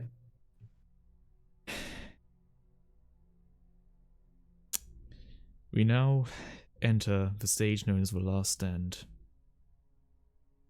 And there is only one truth now.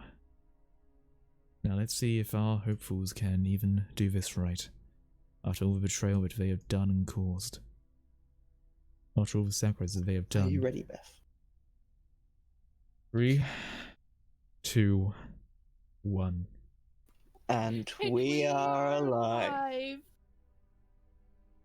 You run down the tram. Lo, I don't know how you feel about Cloud's sacrifice, so to call it, but you just keep running, at least okay with the fact that you are still alive for now, because you're getting closer, but then the tracks break. Oh. The tram is something that is dangling above at least 10 stories high. And there is a clear hole where the tram rail once was. It's about 6 foot wide. And if you want to get there, you're going to have to jump. Because you hear the smashing of glass behind you as you hear another swooshing come in. As the sound of the birds begins to return again. What are you going to do?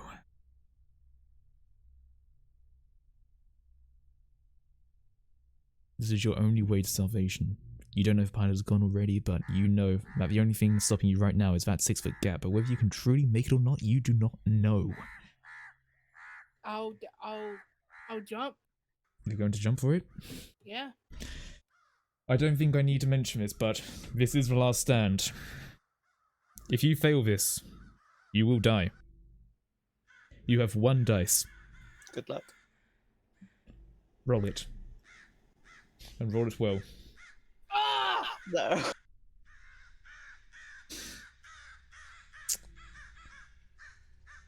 Would you like to narrate how you pass?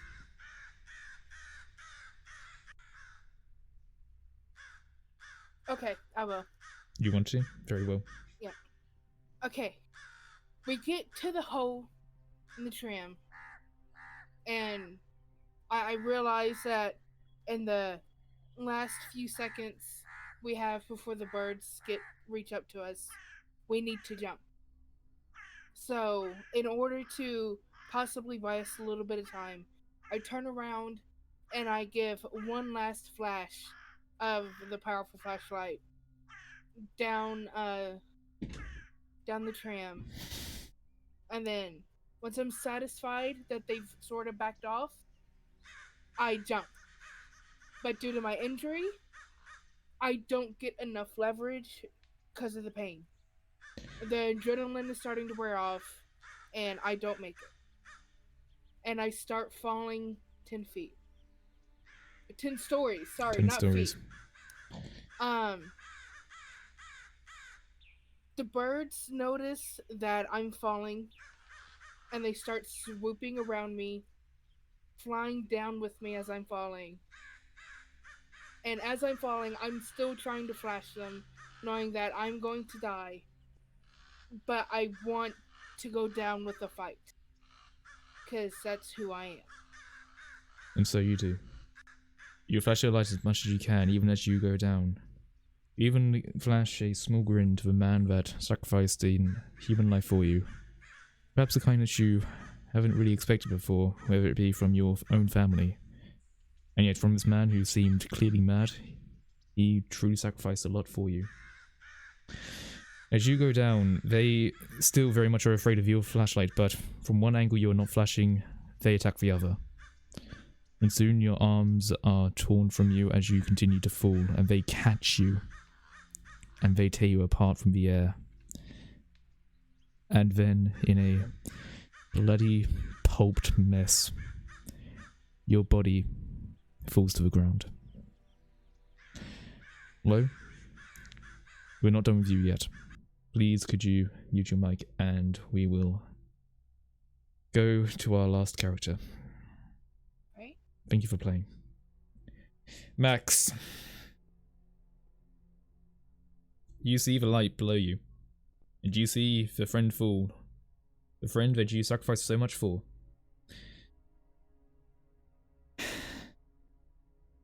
There is a jump ahead of you, and they are below you and behind you. You hear the pilot one last time. This is the last call. If you need a way out, I can help you out of here. Fly over here now, and I promise you safety.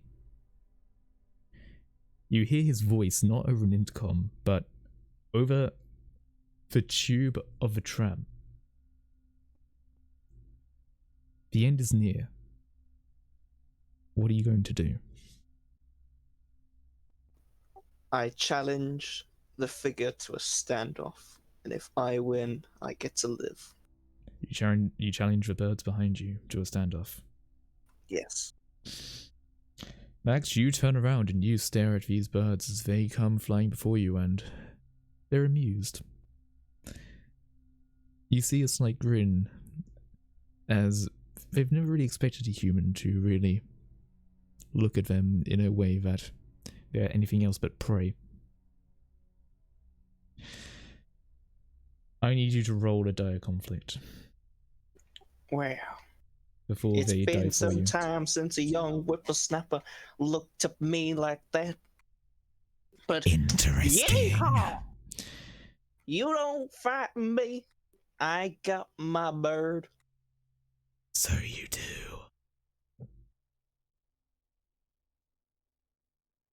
Roll that hope.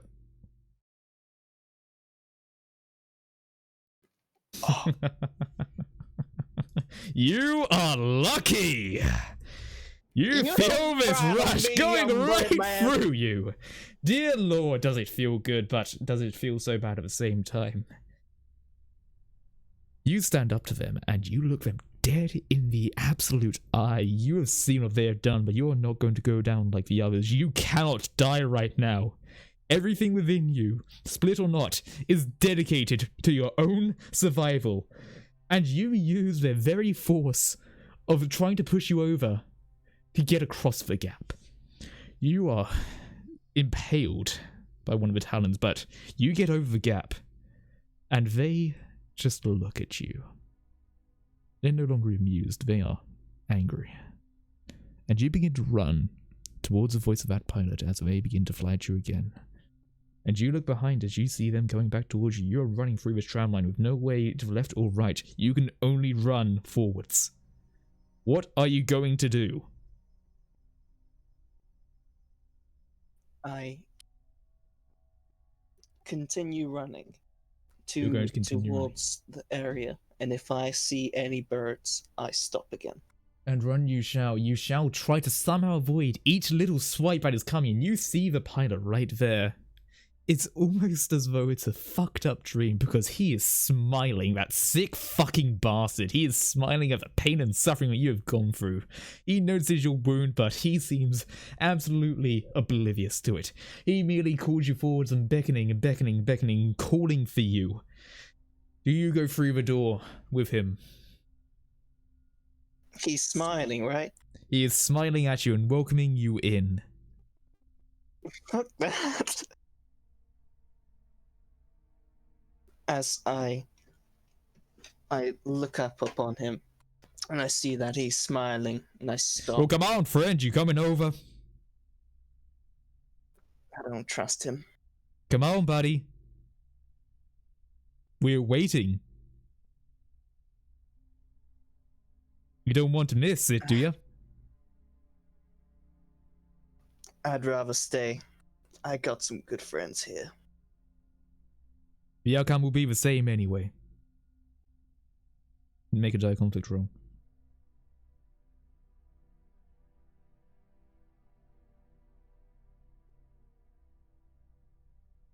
Roll your hope. You are keeping in. God, I love it. Oh, you are very much in, because this man, he pulls out a fucking gun and has the audacity to shoot at you. What do you do when this fucker tries to shoot after everything that you have done? As a veteran of Western standoffs, I'm used to dodging bullets. This ain't your first rodeo. Hell nah. I declare that guy should hold his horses, otherwise he's gonna shoot the bird people behind me. His britches are too big for him, you know? So... Max motherfucking Main, you stand this man down. I throw my bird at him. You throw the bird at him. But as you throw that bird, you realize just how vulnerable you are. It's okay. I'm gonna die soon. Make a die conflict roll. Because you knew something about them that no one else did, and you knew that the true secret to them were the young. And you'd been holding on to that the whole time. People thought you were just crazy Max Main. Someone delusion from real life. And perhaps you were one of the most sane of us all. Oh no. Roll that hope. You've always had it. Alright. Oh, I've put it in the wrong chat. Hold on. Roll that hope. I choose you, but... And so, you keep coming in with these sixes. Oh, let's see what happens. Unfortunately, I still take control here. No. You throw that bird. And most certainly does it plant in his face, but I don't know what you were truly expecting because he merely welcomes it and catches it. He took aim before, and he hesitated. But now he doesn't need anything to really hesitate about. And he fires another shot, and it hits you in your leg. The birds behind you are closer, and he is now looking down at you with a sick and twisted grin. And he really says, "Consume." And you hear that echoed back behind you. Make another die conflict roll. This ain't my first rodeo. It not fucking is. As you try to do your best to survive for as long as you can in your last standoff down this goddamn decrepit fucking tram line. You don't want to die in this local crummy airport. You want to die in a goddamn showdown. You are not going to die in the deathbed. You are going to die standing. What do you do? Young whippersnapper, Roll it. you ain't got the guts. Oh, shit. There is still one more thing you can do, because as they are circling in before you, perhaps there is something else you can offer to the darkness. Oh, I offer him. You try to run for this man, Yes. as you try to throw him into the darkness too. Re-roll everything again. It's worked before, why doesn't it work now? Together, we burn.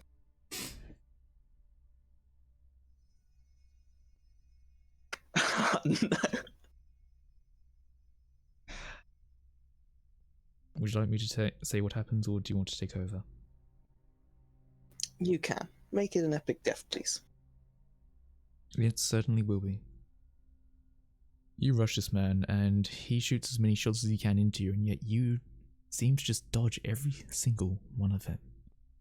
Something truly amazing comes through you. The spirit of whatever has been guiding you this whole time is fully apparent now. As the birds are not only trying to attack you, but some are even watching you. I've always wondered why your coat had that odd little bit of fur, oddly like feathers on it. But you charge this man, and you grasp the gun. And you wrestle it as hard as you can. And in the end, you do take it.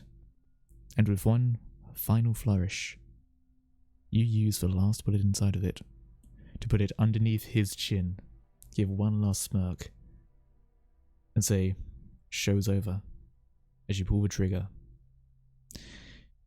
You could have sworn it was his tongue that came out first, because everything explodes from within him. The hollow point rounds he used were devastating at that close range. But unfortunately that was his last. There is nothing left for you. You turn to look at the birds. Gun in hand, now to the ground as you throw it.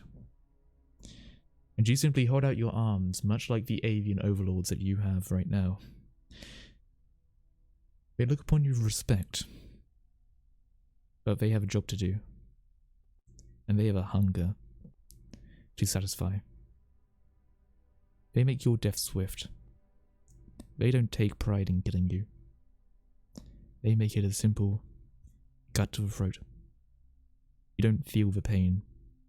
You only feel pride and relief that perhaps it was the world that was crazy after all. Perhaps you were the one to save it. Just not the right location. If you could please mute your mic, and we will begin to wrap up this game.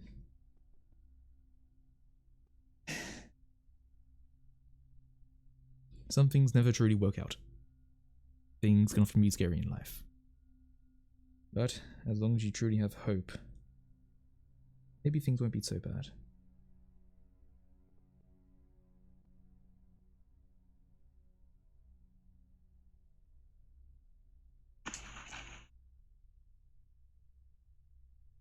Hi, my name's Claude. My final message is, I really wish I had that last slice of pizza before coming to this airport. I'm terrified. I miss my girlfriend, my mum and dad. Oh my god. Please, send help.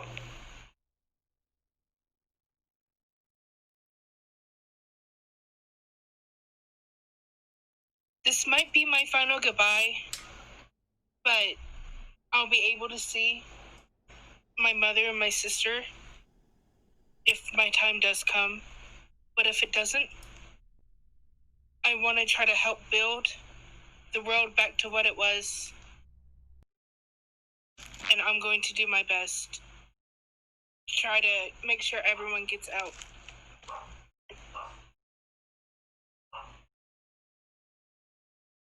Yeehaw! I'm John Dickinson. No. I'm Max Main. I have split personalities, and it's quite hard to keep John Dickinson under control without my meds. They run out, and I'm trying to look for some more. I like birds. The nature is quite nice, and I hope I can get through this to see some more birds. They're really nice.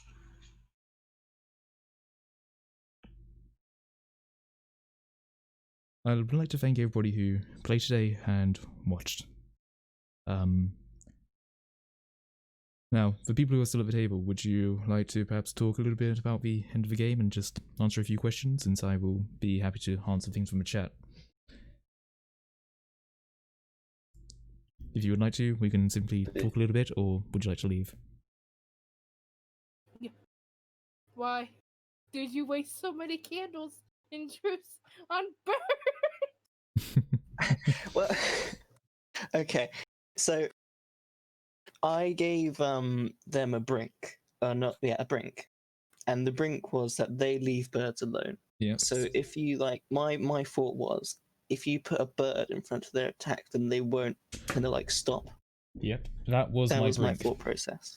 Yeah, so Blackski gave me brink that they would not attack birds. And so that's sort of what happened, because you probably noticed how Max wasn't quite as attacked until he threw that bird. He was effectively safe with the bird. I was taking hostage. But yeah, that was 10 candles. Did you enjoy it? That was Yeah, it fun. was hella fun. Yeah. I got my Great. Mexican standoff. I'm happy. I've redeemed my moment from last time. Yep, last time, which unfortunately wasn't recorded, but you whiffed that shot. But yeah, how about we talk about the things that we didn't quite get to use, since people had their moments, but obviously we kept our brinks a secret. So, How about we go with Cloud? What brink did I give you? You gave me that I bargained with them and they listened. Yep. Hence why when you were pushed out, I tried to at least make it seem like they were not immediately going to kill you. Yeah. So I thought I'd try to work that into it. Beth, what was yours? I have seen what you write in your journal. Yep. You write some dastardly things. And I've actually really found them quite interesting. So sort of like the idea that you could have like effectively two personalities writing completely different sides of things. And, you know, you could have like the sick and twisted sides and everything, like your darkened thoughts, even if you had like a different sort of personality. But, yeah. I think those are probably the biggest unanswered questions. But if you got any questions for me, let me know. How did I roll that many sixes? I don't know. I think you were saving them from all the other times that they were lost. So How I think did that, I roll so many ones? yeah, I know. Right? Yeah. Since that's the thing about the game, once things start to go down, they go down very, very quickly. Because you might was not in my favor. put it this way: 5 candles is not half, 7 or 8 is more like half of the game. Yeah. Because soon after that, things really start to deplete. Yeah. You sort of want to get your moment out like as quickly as possible. Mm-hmm. Yep. Open hit fearlessness was in fact what made Max Main live too long. He was effectively too hopeful to die. And it's only once he threw the bird was when he lost his true hope. I threw that bird like a paper airplane. Yep.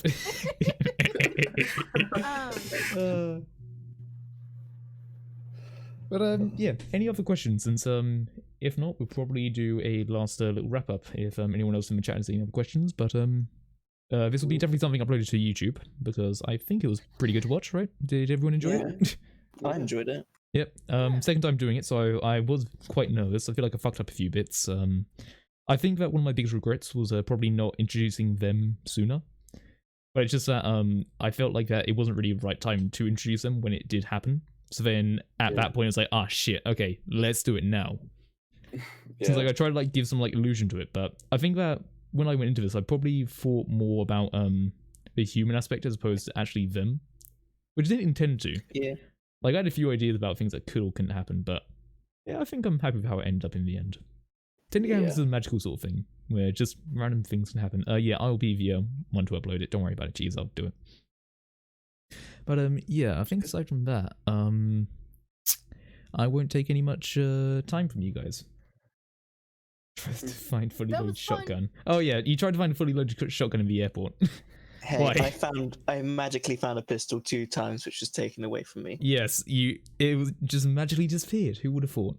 Since one of the things that I was going, yeah, the old prison pocket. But Max Main has many secrets which he doesn't want to. I genuinely looked up a lot of stuff about like airports and things like that, and one of the things I found really interesting was about the fact that with a gun case you could actually have it in. Since like I looked up like basically like an idea of like an American sort of airport, since that would give you the most access to weapons. One of the things I really wasn't quite expecting was you to be quite as focused on not finding weapons as much as opposed to getting supplies. Because I thought that you could maybe find a golf club or something like that, since golf clubs from like golf bags are allowed. So I thought, okay, they'll probably focus more on improvised weapons as opposed to firearms. But no, that was actually really interesting, and I kind of just bullshitted the idea of a plastic knife, so I was like thinking, shit, how the fuck to get a knife through? Yeah. Then I Where thought, does the knife come from? that was from a truth. That below found a knife. Okay. They may not have drawn something. Mm-hmm. All we needed was birds. Yep, all you needed was birds, and, well, good old Ronnie didn't have it. Rest in peace. That poor soul. When I used my brain, I did not expect to, like, push you into the darkness. Well, I did not see that coming. When you say you force people into the darkness, there is probably only one way to do it when there's a big fucking bird in front, and I thought it'd be a nice little twist. I thought you were going to push me, because I'm the injured one. Last time, no one used their brink. Oh no, Carol did, but they didn't really do anything to the story. It didn't really do too like much there. But yeah, that one definitely had a much more of an impact. Since that's why I basically said who you're going to choose, Low or Cloud. Since I basically thought, okay, either you're going to push Cloud or Low is going to get severe internal bleeding and die. Yeah. That's basically the idea I had. So it wasn't a case of pushing Low in. It was much more, you know, trying to save them. Who did you care about more? After all my ones, I'm not surprised he pushed me. All the times you failed, he's like, fuck that bitch. Yeah, terrorist is an airport job. But yeah, the plastic knife thing, I just sort of pulled out my arse and I just thought, okay, 3D printed, I'm sure that'll work. You know, there probably isn't something about that. Yeah. But yeah, hopefully you all enjoyed it. Perhaps at some point in the future we'll try to play it again. Different module, different things like that. Yeah. Obviously, as you can tell, this is a game much more enjoyed with you know, in person. Obviously, it was a bit difficult, but I think we've got a setup that sort of works if people didn't draw on fucking everything. I was tricked into that. I was tricked. I thought, right, I thought that you didn't see the darkness as well. Since this is the thing, if I And clear the so- drawings, yeah. I know what colour the table is now, if that helps. Yeah. Well, I'll just have to try and overdraw this shit. I'll have to try and overdraw everything here. I got the stuff Because just if I on the clear table drawing, that part, does nothing. just not in the darkness bit. Yeah, you know, you don't... Yeah. But, yeah. Hopefully that was enjoyable. Also, just wanted to let you know, I did have a timer for the pilot. By the time you guys finished, it... well, actually, you got to the pilot with 30 minutes to spare. Oh. Hence why he was still What would there. that pilot have done? He would have welcomed you in. Put it this way, if it wasn't quite as close to the end, he would have actually genuinely been a nice guy to try and save you. But because of the fact it was the last round, I was like, oh, I'm gonna make this fucker like one of the guys who bargained with the birds. So that's basically the whole shtick I had with him, where he seems like really nice and friendly, but then, you know, he worked with the birds, much like Cloud You did. saw that as well. No one is better than Max Main. Yeah, Max Main was fucking clutch there. The crazy bastard actually wasn't that crazy after all. Who would have thought? But yeah. Oh god, wait! I can't remove this shit. I'm gonna have to take time to delete all this shit. Fuck's sake! This isn't me. This is obviously Beth because it's. I know. There's not just this thing where you can delete all of it? No, because if I do No. delete clear drawings, I it clears a fucking table. I said when Chaos started stream, oh, there's no undo button. I'm gonna have to quickly draw over this. Oh, you want me to remove it all? I'm Tell you gonna what. have to go. Yeah, fair enough. Tell you what, Beth, if you wanted to, could I basically reveal everything? Yeah, Mark, if you want to, you can go. Thanks for playing. Any last That's things you alright. want to say to I'll people? message you in a bit. Yep. No, I'd love to play again at some point. Alright, cool, yeah. That will definitely be happening. Yeah, let me reset the fog. Alright, cool. See you guys there. Alright, see See ya. ya. Let me clear all the fog. Just so, Beth, if you could you try to clear everything and put it back to the color that it was? Yeah. Thanks. I'll let you do that because you are artiste. There's I a know lot what of color stuff. it is if you want it, Beth. I got it. Okay, let's I'll sort out all the stuff. But yeah, everyone who watched, thank you for watching. Could have more later. Hopefully I did okay as a GM. This is my second time doing it, so there's bound to be a few issues I made, but hey, overall it was enjoyable, I think. Right? Yeah. I thought it was fun. Yeah. I mean, at the end of the day, it is horror, but, you know, it's at least horror where, while you're not actively feeling very joyful from it, it's still a good experience. And that is why I like tragedy. Because it could always be worse, you could always be invaded by birds. But, yeah. Aside from that, I suppose it's time to say goodnight, stay safe, and, in the event you're in an airport and you hear a bunch of birds, make sure you know where the double-barrel shotgun is. Alright, see ya.